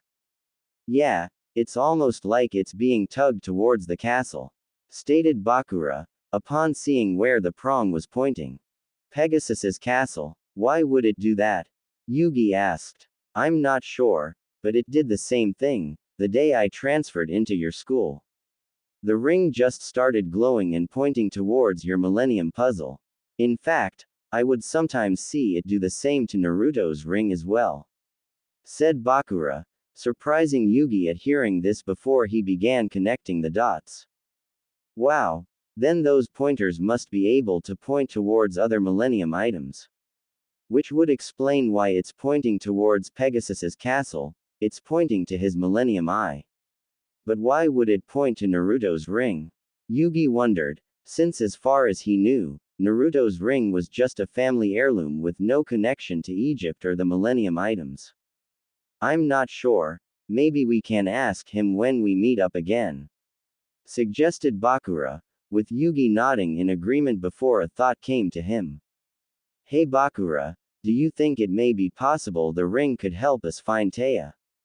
Yugi asked, worried and hoping they could get a chance to find Taya. After she had been grabbed, They searched the entire surrounding area, hoping to find some trace of where she was taken or who took her. Only to come up empty-handed, worrying them all of where she was, with Tristan feeling especially worried and angry with himself, believing it was his fault she got captured. With Miho helping him accept that there was nothing he could have done after he was knocked out, nor could he have known something like that would happen. Unfortunately, they also had to put their search on hold, no matter how much they wanted to keep looking, since more problems seemed to have kept popping up. With them only hoping that Taya was safe and maybe escaped whoever kidnapped her. With Yugi now hoping that Bakura's ring may be able to guide them to her. Only for Bakura to shake his head sadly. I don't know Yugi, since I don't even know how the ring works if it just points to Millennium items, or whatever I want it to point to. And honestly, it's kind of scary, with Pegasus's eye being able to steal souls and mine taking us to the Shadow Realm. Bakura replied, making Yugi sigh but nod. It's fine Bakura, we just have to hope Ta is safe, wherever she is. Said Yugi, with Bakura nodding in agreement. After some time, the two laid down under a tree with Bakura soon drifting off to sleep, while Yugi stared up at the sky. Wondering what was really going with this tournament and the Millennium items. Since this all started because Pegasus wanted his Millennium puzzle, then Bakura and his Millennium ring. And now potentially Naruto having a Millennium item as well, along with the presence he feels whenever he duels, feeling like he becomes a different person entirely. I just hope I can still be strong enough to face Pegasus, if Naruto isn't able to. Yugi thought, knowing they had to get to Pegasus to save his grandfather and Shio. Suddenly, Yugi was pulled from his thoughts when he heard a helicopter. Before seeing it rise up from below the cliff, shining a spotlight on the group, which also woke them all up. What the? Tristan said, confused at the sudden light and noise. Huh, hey, some of us are trying to sleep, shouted Joey. I swear, whoever's flying that thing better have a good reason for interrupting my beauty sleep. Mai muttered as she and Miho exited the tent. What is that? Said Miho, wondering who could be arriving on the island in the middle of the night. The helicopter soon landed right in front of the group's campsite, before opening up, revealing Kaiba himself carrying a briefcase. It's Kaiba, Miho said, surprised to see the CEO on the island. What's he doing here? Said Joey, annoyed at seeing Kaiba again, given their last encounter. I don't know, but it looks like he means business. Tristan said, upon seeing the expression on Kaiba's face and knew he likely wasn't here to enter the tournament. Yugi though walked up to Kaiba, wanting to return his deck after taking it back from the imitator of death. With Kaiba glancing at Yugi, before frowning when he didn't see Naruto around. I haven't seen you since our tag duel Yugi.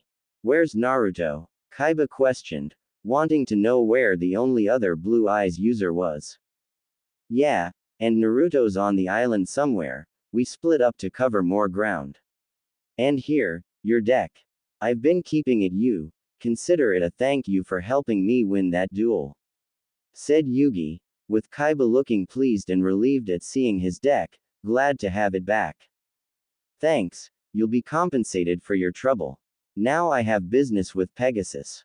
Kaiba said, after taking his deck back and putting it in his pocket, before turning to leave to confront Pegasus. Actually Kaiba, I was thinking since we're all heading for Pegasus's castle, you could stick with us. Though, you'll need some star chips. Said Yugi, figuring it'd be good if they stuck together against Pegasus, making Kaiba stop and narrow his eyes. Don't be so naive. This isn't just a game to me Yugi, I'm going after Pegasus to save my brother and make sure nothing happens to Rin. Not so I can some stupid prize. Have fun with your tournament, but I have more important things to worry about. Kaiba said, not caring about the tournament, thinking that's why they were here, and only about keeping his siblings safe. But Kaiba, Yugi said, knowing they were here for the same reason, but Kaiba wouldn't hear it and simply walked away. Why that snobby little, Joey said angrily before rushing up to Kaiba and grabbing his collar. Listen, tough guy, I can understand wanting to get your little brother back and all, but don't think you're the only one here with a noble cause, got it? So if you want a piece of Pegasus, either get in line or deal with me. Joey said while glaring at the CEO, knowing he, Naruto, and Yugi were all here to save people they care about. And it made him angry that Kaiba thought he's the only one here that was trying to save someone. Nice grip, let me show you mine, said Kaiba, grabbing Joey's wrist before tossing him aside, much to his friend's shock and worry. That was uncalled for, Bakura said scowling. Joey, said Yugi while rushing over to check on his friend, along with Mai. You alright, tough guy? Mai asked, while helping Joey up. Hey, relax, I'm fine, replied Joey as he stood up. Do you really think I'm gonna let this little tournament you're in delay me from finding Pegasus? Kaiba asked rhetorically, while Joey scowled at the Blue Eyes duelist. Forget Pegasus. Now you got me to deal with, so bust out your cards and let's go, said Joey, with Kaiba narrowing his eyes at him before smirking. Fine, I guess you would be a good test, even if you're about as capable as an infant or a monkey, Kaiba said, figuring he could take the chance to test out his new dual disc system. What did you say? Demanded Joey, angry at the monkey comment. If you want a duel so badly, then we'll be doing it with my new dual disc system, allowing duelists the realism of the game in any setting, said Kaiba, while setting his briefcase down and opening it, tossing one of the circular dual disc to Joey, with the blonde catching it and looking at the device in confusion. Now, if you think you have what it takes to handle something like this, strap it on and let's get this over with, Kaiba said, while strapping on his own dual disc, with Joey doing the same. Okay, now what happens? Joey asked. First, insert your deck into the slot. Once inside, the life point meter will appear and show our life points for the entire match. Then choose a card and place it on the digital card holder. The rest will explain itself, Kaiba said, as Joey did so, watching amazement as the dual disc came on. Cool, stated Joey, admitting it was pretty cool. Duel. Joey 2000. Kaiba 2000. I'll start things off. Go Battle Ox, Kaiba said, placing the card on the dual disc before throwing it, the disc spinning in midair while unleashing particles of light, like glitter, before Battle Ox appeared from the lights. Battle Ox. Attribute. Earth. Level. 4. Card type. Normal monster. Monster type. Beast Warrior. Card text. A monster with tremendous power, it destroys enemies with a swing of its axe. ATK, 1700 DEF, 1000. Whoa, said Joey, startled at seeing a monster right in front of him, rather than in an arena. No way, that's a hologram, Yugi said in disbelief at seeing Battle Ox look so real. A hologram of unprecedented realism. It breathes, it snarls, my new dueling disc technology even simulates its odor, said Kaiba, smirking, pleased at his creation. You're telling me that thing's really stinks? Good thing it won't be around much longer. 'Cause I'm summoning Garuzis, Joey said before throwing the dual disc as his monster appeared in particle of lights. Garuzis. Attribute. Fire. Level. 5. Card type. Normal monster. Monster type. Beast Warrior. Card text. An axe-swinging beast warrior with the head of a dragon. ATK 1800 DEF 1500. Alright, now go Garuzis, give that ox a taste of its own medicine, said Joey, as Garuzis rushed forward and slammed its axe down on Battle Ox, destroying it and damaging some of Kaiba's life points. Kaiba 2100 equals 1900. Oh yeah, the first blood is mine. Then I'm gonna put a card face down and end my turn, Joey said, while putting a card face down in one of the sub-card stage. Big deal, the outcome of this duel is still the same. Now here's a monster for you, Rude Kaiser, said Kaiba, while summoning his own monster. Rude Kaiser. Attribute. Earth. Level. 5. Card type. Normal monster. Monster type. Beast warrior. Card text. With an axe in each hand, this monster delivers heavy damage. ATK 1800 DEF 1600. While both monsters were equal in strength, Kaiba just needed to wait to draw a card to power his Kaiser up. Only for his eyes to widen at Joey's next move as he revealed his face down. Nice trick, now here's mine, trap hole, said Joey, revealing his trap card, while Rude Kaiser fell into a sudden hole that appeared beneath it. Trap hole, card type, normal trap. Effect. Activate only when your opponent normal summons or flip summons a monster with 1000 or more ATK. Destroy that monster. Hehe. Not bad, right, Kaiba? Joey said, smirking while Kaiba scowled and ended his turn. Alright, since I still got a monster out on the field, I'm just gonna put down a couple of facedowns and call it a turn, said Joey, putting 2 more facedowns and ending his turn. Kaiba drew a card and smirked at what he had, having exactly what he needed to put the duel in his favor. First, I play the spell card, Monster Reborn, reviving my Battle Ox, Kaiba said, bringing his Battle Ox back to the field. Monster Reborn. Card type. Normal spell. Effect. Target one monster in either GY, special summon it. Then I play another spell, Polymerization, fusing my Battle Ox and Mystic Horseman to summon Rabid Horseman, said Kaiba as his 2 monsters fused together forming Battle Ox with the body of a horse. Polymerization. Card type. Normal spell. Effect. Fusion summon 1 fusion monster from your extra deck, using monsters from your hand or field as fusion material. Rabid Horseman. Attribute. Earth. Level. 6. Card type. Normal monster. Monster type. Beast Warrior Fusion. Card text. Battle Ox, plus, Mystic Horseman. ATK 2000 DEF 1700. Now go my horseman, destroy his Garuzis, Kaiba ordered, as Rabid Horseman charged forward, ready to cut down the dragon-like Beast Warrior. Not so fast, Kaiba, I'm activating another facedown, Kunai with Chain, giving my Garuzis a power boost, said Joey, only equipping Garuzis with the trap, rather than switching Rabid Horseman into defense mode as well. Kunai with Chain. Card type. Normal trap. Effect. An opponent's attacking monster can be switched to defense position. Also, your monster gains 500 ATK. Garuzis. ATK 1800 DEF, 1500 ATK, 2300 DEF, 1500. What? Kaiba said, not expecting this, seeing his horseman was now outmatched. That's right, now go Garuzis, send that ox back to graveyard, Joey said as Garuzis rushed forward and swung its chained kunai at Rabid Horseman, wrapping it around its neck before swinging its axe, destroying it, and damaging Kaiba's life points again. Kaiba won 900, 300 equals 1600.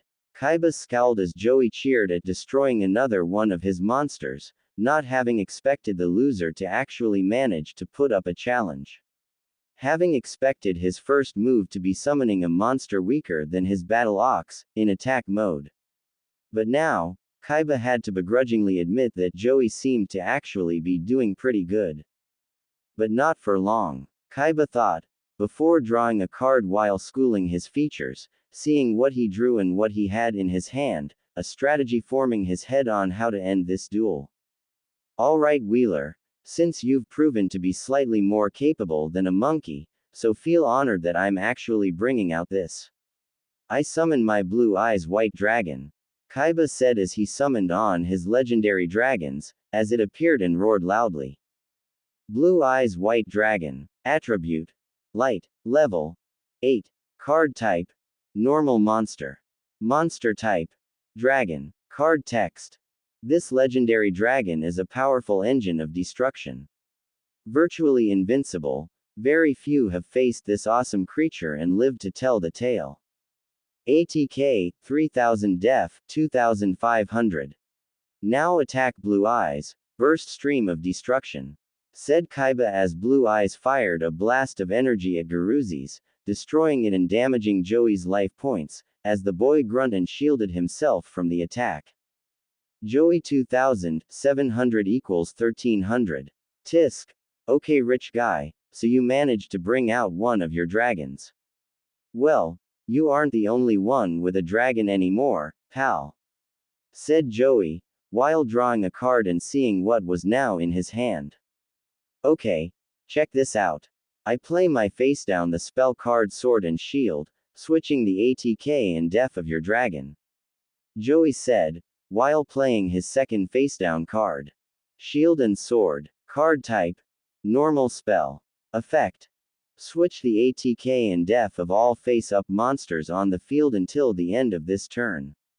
Any increases to their def are applied to their ATK and vice versa, until the end of the turn. Blue Eyes White Dragon.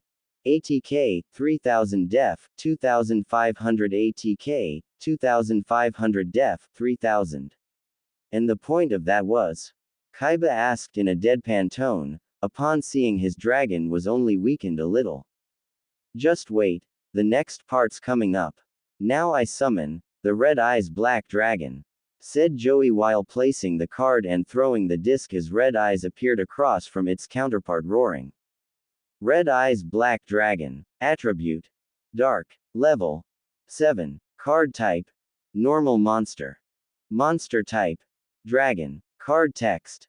A ferocious dragon with a deadly attack. ATK, 2400 def, 2000. Then I'm gonna equip him with dragon nails, giving him more than enough power to take out your Blue Eyes. Joey said while equipping Red Eyes with the spell card, as metal claws appeared over Red Eyes' regular ones, while Kaiba's eyes widened as he now knew what was about to happen. Dragon Nails. Card type. Equip spell. Effect. A dark dragon gains 600 ATK by this equip card. Red Eyes Black Dragon. ATK, 2400 def, 2000 ATK, 3000 def, 2000. Now go Red Eyes, Inferno Fire Blast. Said Joey, as Red Eyes roared before unleashing a blast of red flames that destroyed Kaiba's dragon and lowered his life points. Kaiba won 600, 500 equals 1100. Hey, looks like I'm back in the lead now, Kaiba. Joey stated, smirking as Kaiba's eyes were wide open with rage at seeing his dragon be destroyed. Wheeler, you're going to regret that. Growled Kaiba as he drew a card. I summon Sagi the Dark Clown in defense mode. Kaiba said, while summoning his monster. Sagi the Dark Clown. Attribute. Dark. Level. 3. Card type. Normal monster. Monster type. Spellcaster. Card text. This clown appears from nowhere and executes very strange moves to avoid enemy attacks. ATK, 600 def, 1500. Then I place one card face down and end my turn.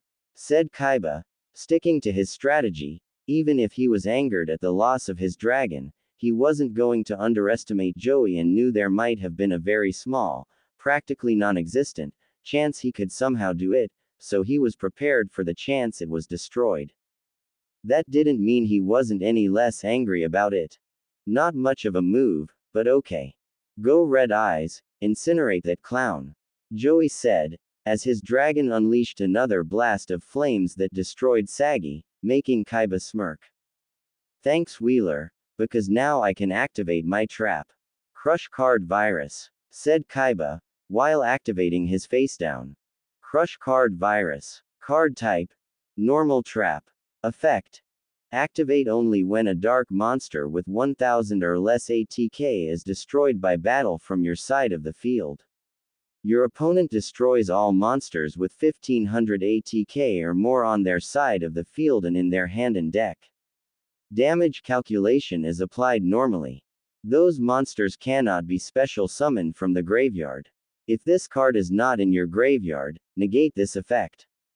Now thanks to Crush card, every monster in your field, your hand, and deck with 1500 or more attack points is destroyed without any way to be special summoned from the graveyard, so long as it's graveyard. So say goodbye to your red eyes and any other monsters you have. Said Kaiba, as Joey's eyes widened before he looked at his red eyes and saw it crying out in pain as it was infected by Crush card, before it withered away, along with some other cards in his hand and deck. I end my turn. Said Joey, not having anything to play. HMPH, good I draw. And I'll summon my second Blue Eyes White Dragon. Kaiba said, summoning his second dragon as it took the place of the first. I think I'll end my turn there. Kaiba said, smirking as Joey drew a card, but didn't have a lot of options since most of his monsters were now useless. I'm gonna summon Baby Dragon in defense mode and end my turn. Said Joey, not having a lot he can do at the moment, just needing to stall long enough to draw some cards to turn things around. Baby Dragon, Attribute, Wind, Level 3, Card Type, Normal Monster. Monster Type, Dragon, Card Text. Much more than just a child, this dragon is gifted with untapped power. ATK 1200 DEF 700.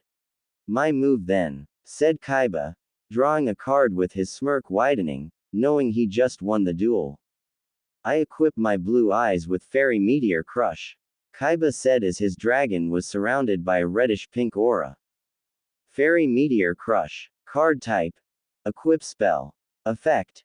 If the equipped monster attacks a defense position monster, inflict piercing battle damage to your opponent.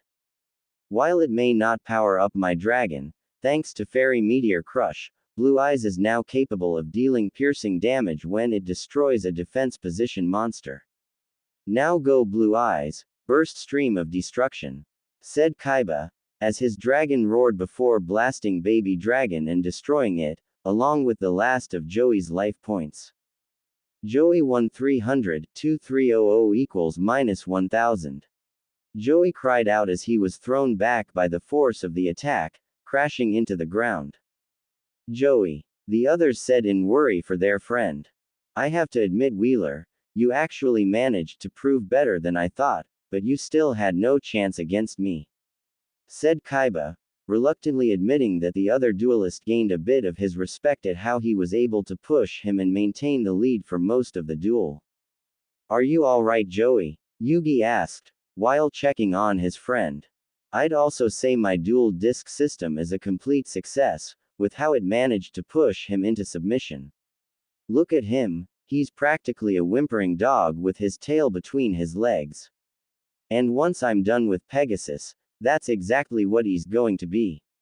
Said Kaiba, swearing to make Pegasus pay for kidnapping his brother, anything he does to Rin, and trying to take over his company. Kaiba, this is Joey, our friend, not some dog. Said Yugi, while narrowing his eyes at Kaiba. Yeah, rich boy, you already beat him, do you just enjoy kicking someone, while they're down? Mai demanded. Quiet guys. Don't give the creep the satisfaction. Said Joey as he stood up. Tisk, do you really think if you were dueling Pegasus, he would have been any more merciful than I was? The heart of the cards may be a powerful philosophy and it all works well for you, but I need to duel my own way now. I can't risk trying something new, and maybe Joey shouldn't either, unless he likes life as a dog. Scrounging on the scraps of past victories and begging for mercy from true duelists. Said Kaiba, knowing if he wanted to beat Pegasus, he needed to be as ruthless as he was before. Kaiba, that's not true and you know it. Yugi said, knowing Kaiba was better than he was before he and Naruto dueled him and Rin. Oh yeah, well that's the kind of attitude you need if you wanna stand a chance against Pegasus. You don't understand Yugi, this is the man who created duel monsters. He has every card ever made at his disposal, he's mastered every strategy that's ever been played. Pegasus makes sure he always has every possible advantage working in his favor. If I'm to stand any chance against him at all, I'll need to play by my own ruthless rules, not his. Kaiba said, before looking at them. Open your eyes, even with your prodigious talent, even Naruto with his own talent and his own blue eyes, Yugi, you'll both be defeated like all the others.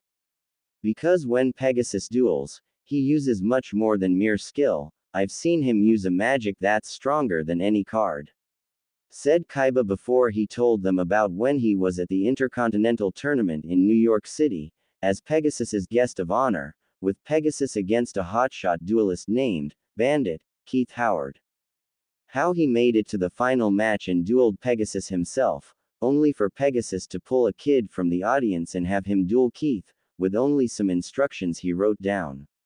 And yet the kid had been able to beat Keith on his first turn, all with the instructions Pegasus gave him, instructions that also predicted the moves Keith would make. I still don't know how he did it, but from what I saw, I was able to figure that he requires direct eye contact to do so. Since my dual disc system requires the duelists to stand at a larger distance apart from each other, it should allow me to avoid making eye contact with him. Giving me the edge, I need to beat him once and for all. Said Kaiba, though having heard Rin talk about the Millennium items and their supposed magical powers, and after seeing Yugi's Millennium puzzle in action, it made him wonder if Pegasus had one that gave him the ability to predict his opponent's moves, knowing his sister wasn't one for fairy tales or anything she knows can't be proven. Even so, that's still no reason to take it out on us or turn Joey into your guinea pig. Yugi said, while remembering his own duel with Pegasus and how he knew all his moves before he did, only gaining a slight advantage when he played cards without looking at them. Perhaps, but that system could be my only way to beat Pegasus. So I had to test it. This is war for me, Yugi, your friend was just a casualty. Kaiba said coldly, willing to do anything to stop Pegasus. Kaiba, we may not agree with each other's methods, but we both understand that Pegasus needs to be stopped. I hope you succeed in rescuing your brother. Yugi said, with Kaiba stopping and looked back at him. I hope you succeed in your ventures. Let's just hope our paths don't cross again before this is all over.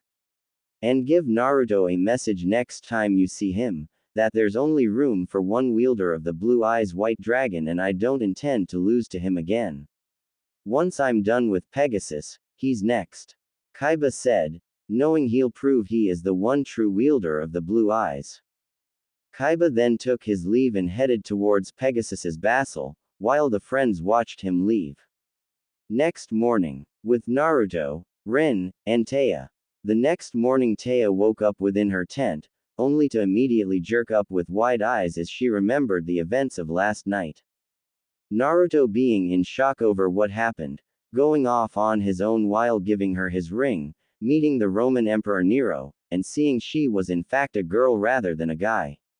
The note saying Naruto was kidnapped, seeing it was Bakura but not the Bakura they knew, but rather an evil spirit, dueling him in a shadow game and managing to pull out a win thanks to Naruto, Rin, and Nero's support. After that, it was only darkness.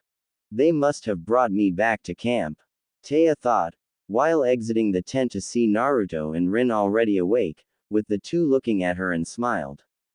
Glad to see you awake, Taya, said Naruto, relieved to see Taya was awake and all right. Yeah, we were worried taking part in a shadow game might have taken more out of you than we thought. Rin added, having heard how dangerous shadow games could be for normal people, but was glad that Taya was all right. It was definitely an experience I won't forget any time soon. I'm also glad you're all right, Naruto, and thanks for saving me when the spirit tried attacking me, said Taya while smiling at the blonde as she sat down beside him. I should be thanking you both for coming to save me, though you wouldn't have needed to if I, Naruto said, only to be cut off when Taya and Rin smacked him on the head. Don't even think of blaming yourself again.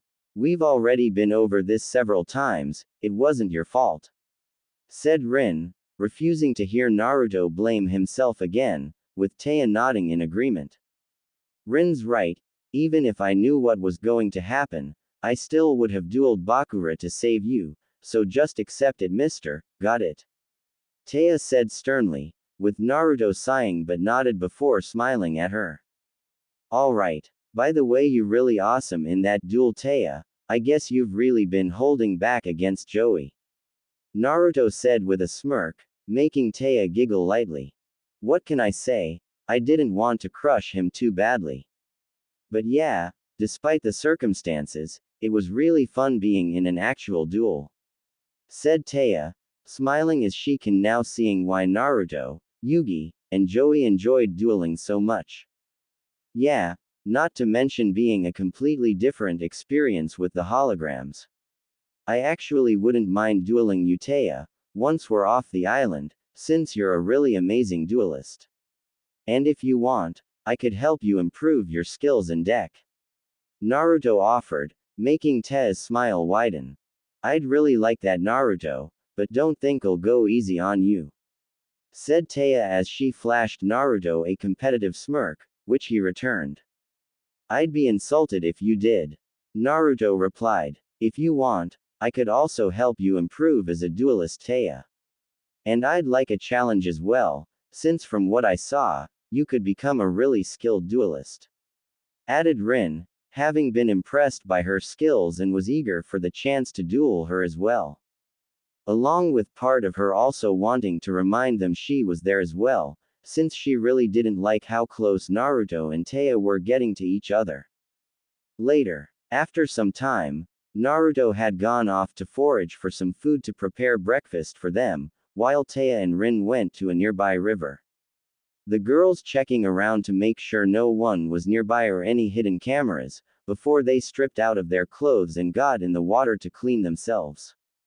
Though as they bathed, Rin and Taya couldn't help but continuously glance at each other, admiring the other girl's body. Do you work out, Rin? Taya asked, seeing how toned Rin's body was and seeing hints of developed muscles, which only made her look more attractive. Occasionally, I mostly took martial arts classes when I was younger, but stopped attending them as I got older and focused more on my skills as a duelist. I still train every now and then, but not as much as I used to. Said Rin, a decision she's now regretting, given how many times she's been kidnapped since setting foot on this damn island. What about you? Since you look really good. Rin said while looking Taya up and down, making the girl blush and turn away, unknowingly giving Rin a view of her shapely. Oh no, I don't fight or anything like that. I actually take dancing lessons since it's my dream of being a professional dancer. Said Taya, with Rin nodding. That's pretty cool, but if you want, I could teach you a thing or two about fighting, to help you know how to defend yourself. Rin offered, with Taya looking at her in surprise before she smiled. Sure, that sounds great, especially with everything that's happened. And I could show you some dancing moves if you want. Replied Taya, with Rin nodding with a smile. Sure, especially if I end up looking like you afterwards. Rin said, making Tez blush intensify. Stop. Besides, you look much better. Said Taya while looking Rin up and down, with the girl smirking before she leaned forward and pushed her out. Yeah, how about we both agree we're both smoking hot? Rin said, while winking at Taya, making the girl giggle before nodding. Though the two froze when they heard a sudden twig snapping, making the whirl around before immediately covering themselves and scowling. Pervert! Rin and Taya screamed, when they thought they caught sight of someone watch them through the trees, even more so when they heard rustling as if someone was running, before Naruto came running through the trees, not a moment later. What happened? Was someone here? Exclaimed Naruto, having heard their shouts and immediately came running to make sure they were alright, and kick the of whoever was watching them. Though Naruto along with Rin and Taya froze with wide eyes and reddening faces, as the girls had uncovered themselves after shouting and chasing away any potential perverts. Leaving their bodies in full display for Naruto to see. I, I'll just, Naruto muttered, unable to look away from the two beautiful girls. Go away, Taya screamed, grabbing anything she could grab and throw at Naruto. Stop looking, yelled Rin, doing the same as Taya and throwing anything she could at Naruto. Yelping, Naruto immediately ran through the trees to avoid the projectiles. You better take responsibility, Rin and Taya shouted simultaneously, before blushing at what they said. While they were Japanese, Rin and Taya didn't really consider themselves to be traditional and old school. To where they felt the need to get married to preserve their honor and marriageability, just because a man had seen them. But for some reason, it had just came out when Naruto had seen them. While Taya and Rin would gladly admit that they see Naruto as a great friend and are willing to admit that they're attracted to him, the girls weren't exactly sure on the idea of marrying him, especially given how recently they've met him. Later, after the incident by the river, the trio had returned to camp, where they began eating breakfast with blushes on their faces, while being unable to look at each other. All while Nero was cracking up at the situation Naruto found himself in. Ahahahahaha. You should have seen your face, Preeter. It was truly a sight to behold. And I'm sure you certainly enjoyed the sight as well. Ahahahaha. Nero cackled, making Naruto give the former emperor a side glare, something Rin and Taya noticed. Is it Nero? Taya asked, with Naruto gulping while trying to avoid eye contact with her and nodded. Yeah, she finds this hilarious, said Naruto. Because it is. I honestly don't really see the problem, it's clear you three are attracted to each other. So seeing each other as you were all made should not be embering. Besides, I'm sure they weren't really mad at you seeing them, said Nero, while smirking at the trio. Be quiet, Nero, Naruto hissed, with Rin and Taya having a guess at what Nero was saying, making them both annoyed. Wanting to test something, the girls grabbed Naruto's hand with the Roman Millennium Ring, being surprised when they actually were able to see Nero by being in contact with the ring. With Naruto and Nero also being surprised by this, but also pleased they could now see and communicate with her as well. It's not funny, Nero, Taya said. Yeah, and don't act like you wouldn't have acted and done the same thing as us, if Naruto walked in on you, said Rin, with both of them giving her annoyed looks. Only for them and Naruto to blush at Nero's next words. I actually have no problem if I was to be seen by anyone. After all, they would get the chance to gaze upon true beauty with my form, while I would bask in their praise and admiration. And I especially wouldn't mind if you wish to see me as I am, my Preeter, Nero said while smiling slyly and crossing her arms under her impressive bust, making Naruto's blush intensify as Rin and Taya shifted jealously. While they were both pleased with their own bust sizes, they couldn't help but feel jealous at how big Nero's own was compared to their own. With it not helping, with how revealing her outfit was as well. Resulting in the girls being annoyed when they saw Naruto looking Nero up and down. Anyway, Naruto, you and Rin have gotten plenty of star chips, you both just need a few more, right? Taya asked, wanting to change the conversation, with Naruto and Rin nodding as they looked at their gauntlets. Yeah, just need a couple more and we'll each have 10. Replied Naruto. But it also means that with the amount we have already, we'll be facing tougher duelists as well. Rin added, knowing that with the more star chips they gather, the stronger the duelists they'll face as they approach the finals, with Naruto, Taya, and Nero nodding, knowing things will only get tougher from here on out. Though unknown to the group, they were being watched by the same person that had been spying on Rin and Taya. Only the person was focused more on Naruto than the two girls. The Millennium Puzzle, the Millennium Eye, an unknown Millennium Item, and the Blue Eyes White Dragon.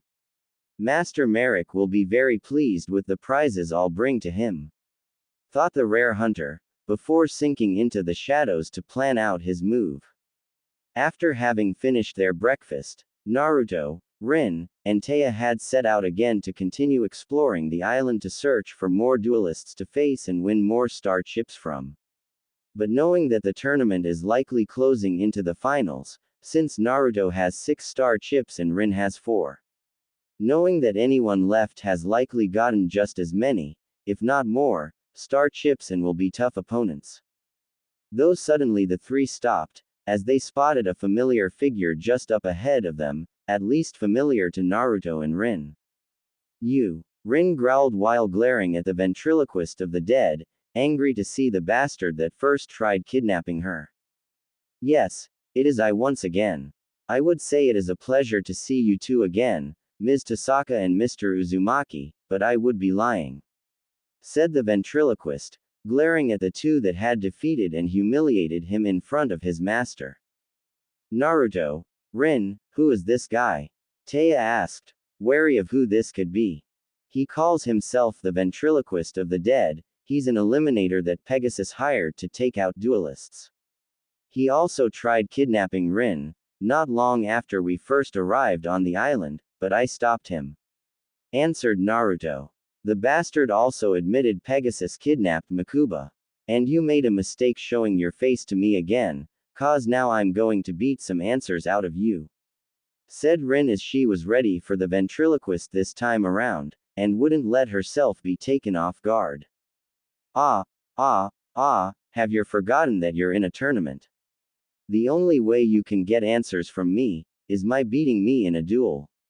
But this time, neither of you will be so lucky thanks to my new deck.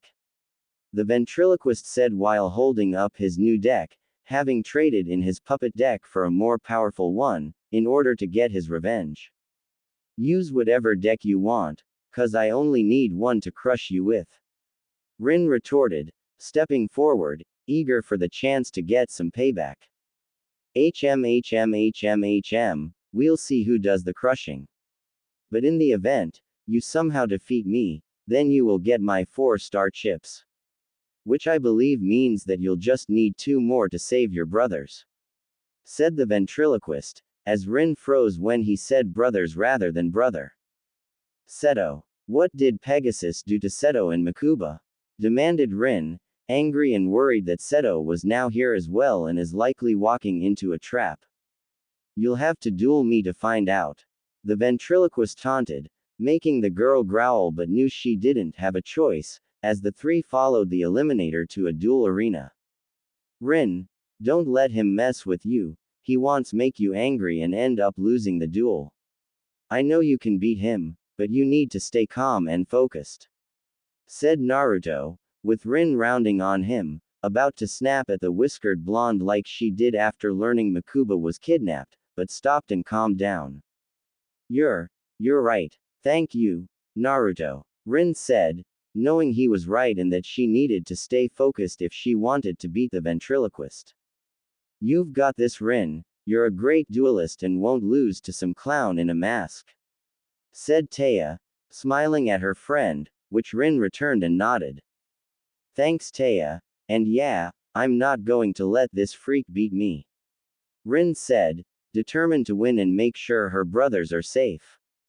They soon arrived at a duel arena, with both Rin and the ventriloquist stepping up the blue and red sides respectively, before setting their decks as the arena come on. Duel. Rin 2000, Ventriloquist 2000, I'll start things off. And I'll start by summoning Beast of Talwar. Said the ventriloquist as he summoned his monster to the field. Beast of Talwar. Attribute. Dark. Level. 6. Card type. Normal monster. Monster type. Fiend. Card text. Only the master of the sword among the fiend-type monsters is permitted to hold the Talwar. This card is always treated as an Archfiend card. ATK 2400 def 2150. Then I equip him with Axe of Despair, giving my beast an extra 1000 ATK points. The ventriloquist said, as Beast of Talwar grabbed the wicked-looking axe when it appeared while it grew stronger. Axe of Despair. Card type. Equip spell. Effect. This card is always treated as an Archfiend card. The equipped monster gains 1000 ATK. When this card is sent from the field to the graveyard, you contribute one monster, place this card on the top of your deck. Beast of Talwar. ATK 2400 def, 2150 ATK, 3400 def, 2150. Then I place one card face down and end my turn, said the ventriloquist, while putting a card on the field with a smirk. Then it's my move, Rin stated, drawing a card and adding it to her hand. And I'll start by playing the spell card, Heart of the Underdog, said Rin while playing her spell card. Heart of the Underdog. Card type. Continuous spell. Effect. During your draw phase, when you draw a normal monsters, you can reveal it, draw one more card. Next I summon Hyazanryu in defense mode, Rin said, while summoning her large diamond-covered dragon. Hyazanryu. Attribute. Light. Level 7. Card type. Normal monster. Monster type. Dragon. Card text. A dragon created from a MIV diamond that sparkles with blinding light. ATK 2100 def, 2800. Then I place two cards face down and end my turn, Rin said, while placing two cards down. HMPH, I draw then, said the ventriloquist, drawing a card before smiling darkly behind his mask he had. I summon Skilled Red Magician, the ventriloquist said, summoning his red-robed magician to the field. Skilled Red Magician. Attribute. Dark. Level 4. Card type. Effect Monster. Monster type. Spellcaster. Effect. Each time a spell card is activated, place one spell counter on this card when that spell card resolves max. 3. You contribute this card with 3 spell counters on it. Special summon 1-inch Archfiend, monster from your hand, deck, or graveyard. You can banish this card from your graveyard, then target one card you control that you can place a spell counter on, place one spell counter on it. ATK 1600 DEF 1600. Then I play the spell, Allure of Darkness, allowing me to draw 2 cards, but at the cost of banishing a dark monster I have, said the ventriloquist, drawing 2 cards before banishing a dark monster. Allure of Darkness. Card type. Normal spell. Effect. Draw 2 cards, then banish one dark monster from your hand, or, if you do not have any in your hand, send your entire hand to the GY. And because a spell was activated, my red magician gets a spell counter, the ventriloquist said as one of the orbs on Skilled Red Magician lit up. Skilled Red Magician. 1. Now Beast of Talwar, destroy her dragon, ordered the ventriloquist, as his beast charged forward bringing its axe down on Hyazanryu, destroying it, with Rin's life points being safe thanks to it being defense mode. I'm activating one of my face downs, Exchange of Night and Day, Rin said, revealing one of her cards. Exchange of Night and Day. Card type. Continuous Trap. Effect. You can only use 1-inch Exchange of Night and Day, effect per turn, and only once that turn. You can activate one of these effects. Filled Circle. Send one light warrior type monster from your hand to the graveyard, then add one dark warrior type monster from your deck to your hand, with the same level the sent monster had in your hand. Filled Circle. Send one dark warrior type monster from your hand to the graveyard, then add one light warrior type monster from your deck to your hand, with the same level the sent monster had in your hand. And I'll be using one of its effects. By sending one light warrior monster from hand to the graveyard, I can add one dark warrior monster of the same level to my hand, said Rin, discarding one light monster and drawing a dark monster. Draw all the cards you like, it won't do you any good. I end my turn, the ventriloquist said. My draw then. And would you look at that, it's a normal monster, so I get to draw again, said Rin, smirking as she revealed the card before drawing again, adding both cards to her hand. Then I play the spell card, Monster Reborn. bringing back the monster I discarded, Gaia, the Midnight Sun. Said Rin, playing her spell while a white-armored Gaia riding a black horse appeared on the field. Monster Reborn. Card type. Normal spell. Effect. Target one monster in either GY, special summon it.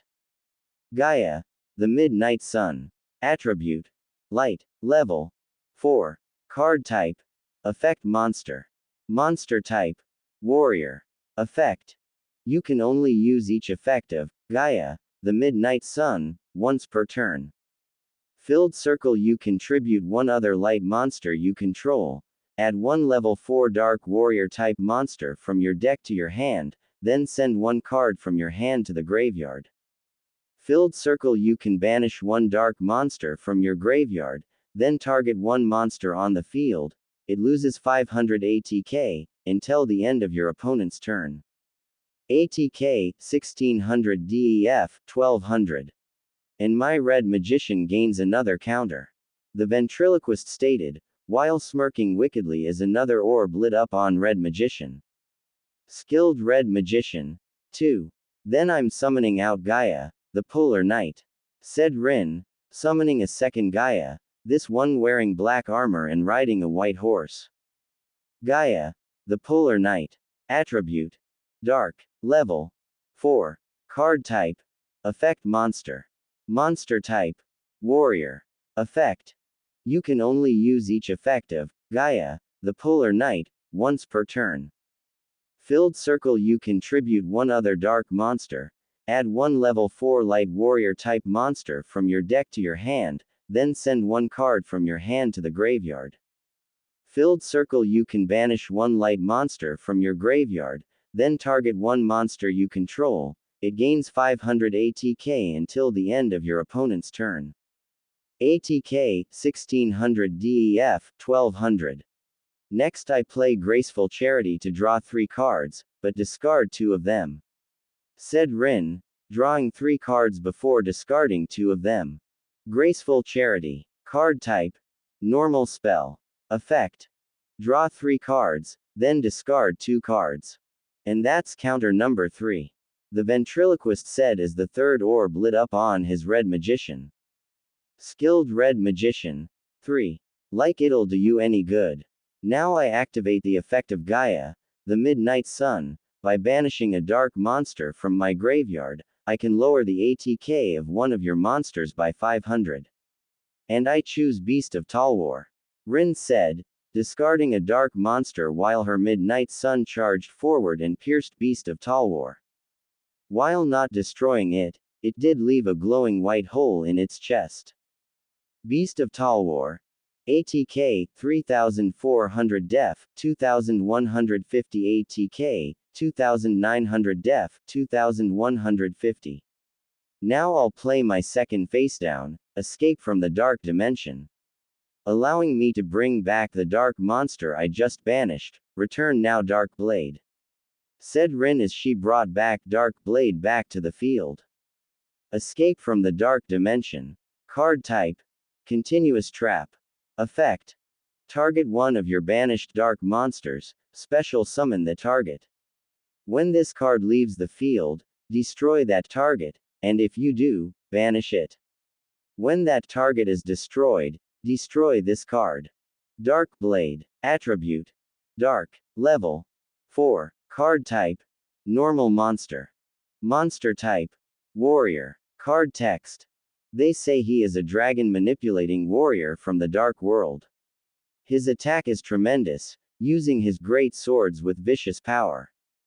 ATK 1800 DEF 1500. And I'll equip him with Sword of Dragon Soul, boosting ATK by 700. Said Rin, as Dark Blade grabbed the new sword, when it appeared.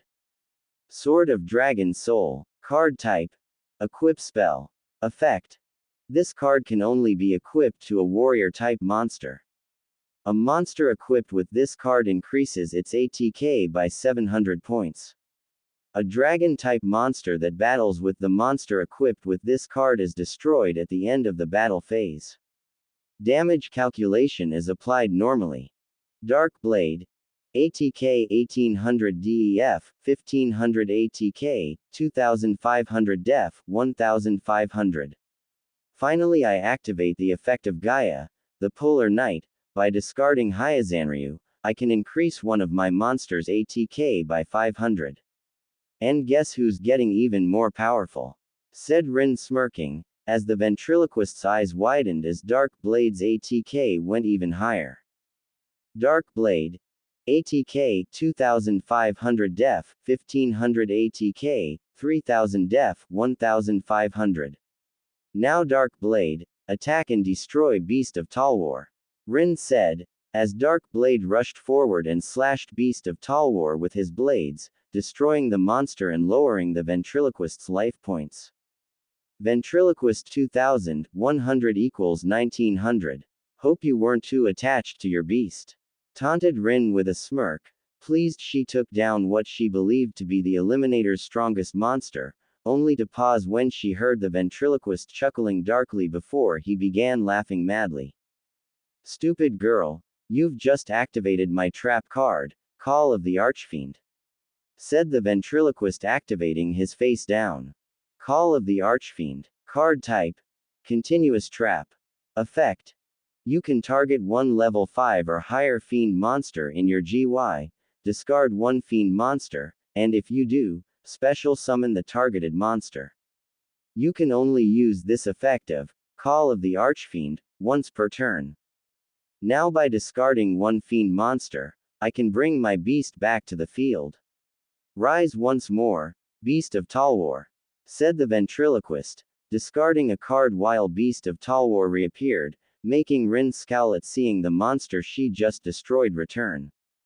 Tisk. I put one card face down and end my turn. Rin said, putting one card face down. And it will be your last.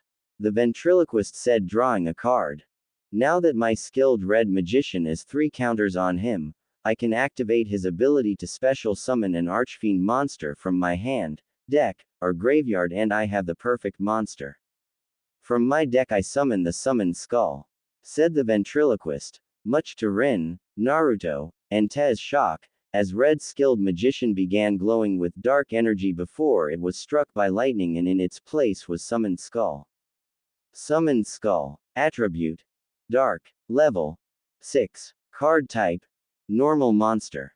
Monster type. Fiend. Card text. A fiend with dark powers for confusing the enemy. Among the fiend-type monsters, this monster boasts considerable force. This card is always treated as an Archfiend card. ATK 2500 def 1200. Oh shit, muttered Rin, shocked at seeing such a powerful monster. That's right, and that's not all I have. Now I play the spell card, Contract with the Abyss. Said the ventriloquist, playing his spell, as a large pit appeared on the field releasing dark energy and blue flames. Contract with the Abyss. Card type. Ritual spell. Effect. This card can be used to ritual summon any dark ritual monster. You must also tribute monsters from your hand or field whose total levels exactly equal the level of the ritual monster you ritual summon. And thanks to the ability of Ritual Raven, since I'm ritual summoning a dark monster, I can use it as the entire tribute. Now go Ritual Raven and come forth, Archfiend's Awakening. The ventriloquist said, as Ritual Raven flew into the pit, making it glow bright before a blast of blue lightning erupted from it, followed by a dark and evil screech, before from the pit a monster that looked similar to summoned skull emerged with blue lightning surrounding it. Archfiend's Awakening. Attribute.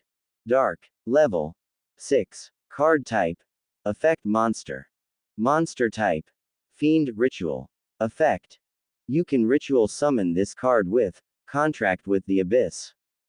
This card's name becomes Summoned Skull on the field, but is still treated as an Archfiend card. Cannot be destroyed by battle, except by battle with a ritual monster, and cannot be destroyed by monster effects, except those of ritual monsters. If this ritual summoned card you control is sent to your GY by an opponent's card, you can special summon 1-inch summoned skull from your hand, deck, or GY. ATK, 2500 def, 1200. Rin could only look in shock as she stood against 3 power fiend monsters. Now go summon Skull, destroy the Midnight Sun. Lightning Strike, ordered the ventriloquist, as summoned Skull raised its arms before firing a blast of lightning at Midnight Sun, destroying him and damaging Rin's life points. Rin 2900 equals 1100. Archfiend's Awakening destroy the Polar Knight now, with Demon Lightning. The ventriloquist said, with Archfiend's Awakening firing a blast of blue lightning at Polar Knight, destroying it and damaging Rin's life points further. Rin 100, 900 equals 200. Rin gritted her teeth as 2 of her monsters were destroyed, leaving her with barely any life points left, while the ventriloquist laughed wickedly as he was so close to having his revenge. It won't be long now. Soon you'll be crushed and broken as I take you to Pegasus, to suffer the same fate as your precious brothers. I end my turn. Go on and draw your last card, not that it will do you any good. Laughed the ventriloquist, making the girl scowl, but couldn't help but look at her hand in worry, since she hardly had anything that could really turn things around, unless she drew something incredibly useful, along with Dark Blade's ATK dropping with Polar Knight's effect ending. Dark Blade, ATK, 3000 def, 1500 ATK, 2500 def, 1500.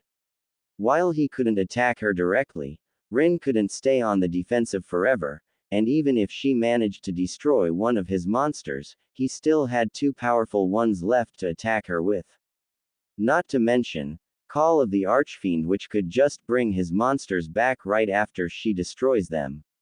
And if she made a single mistake, then she'll lose the duel, as well as her chance at saving Makuba and Seto. Don't give up, Rin, you can still beat this guy, said Taya, cheering for her friend. Yeah, show him what you can do, Naruto said, with Rin looking at her friends before smiling and nodding. Right, I draw, said Rin, drawing a card, only to be surprised at she drew before she smirked. First, I'm activating my face-down common charity, letting me draw 2 more cards as long as I banish a normal monster from my hand, said Rin, drawing 2 more cards while banishing a normal monster.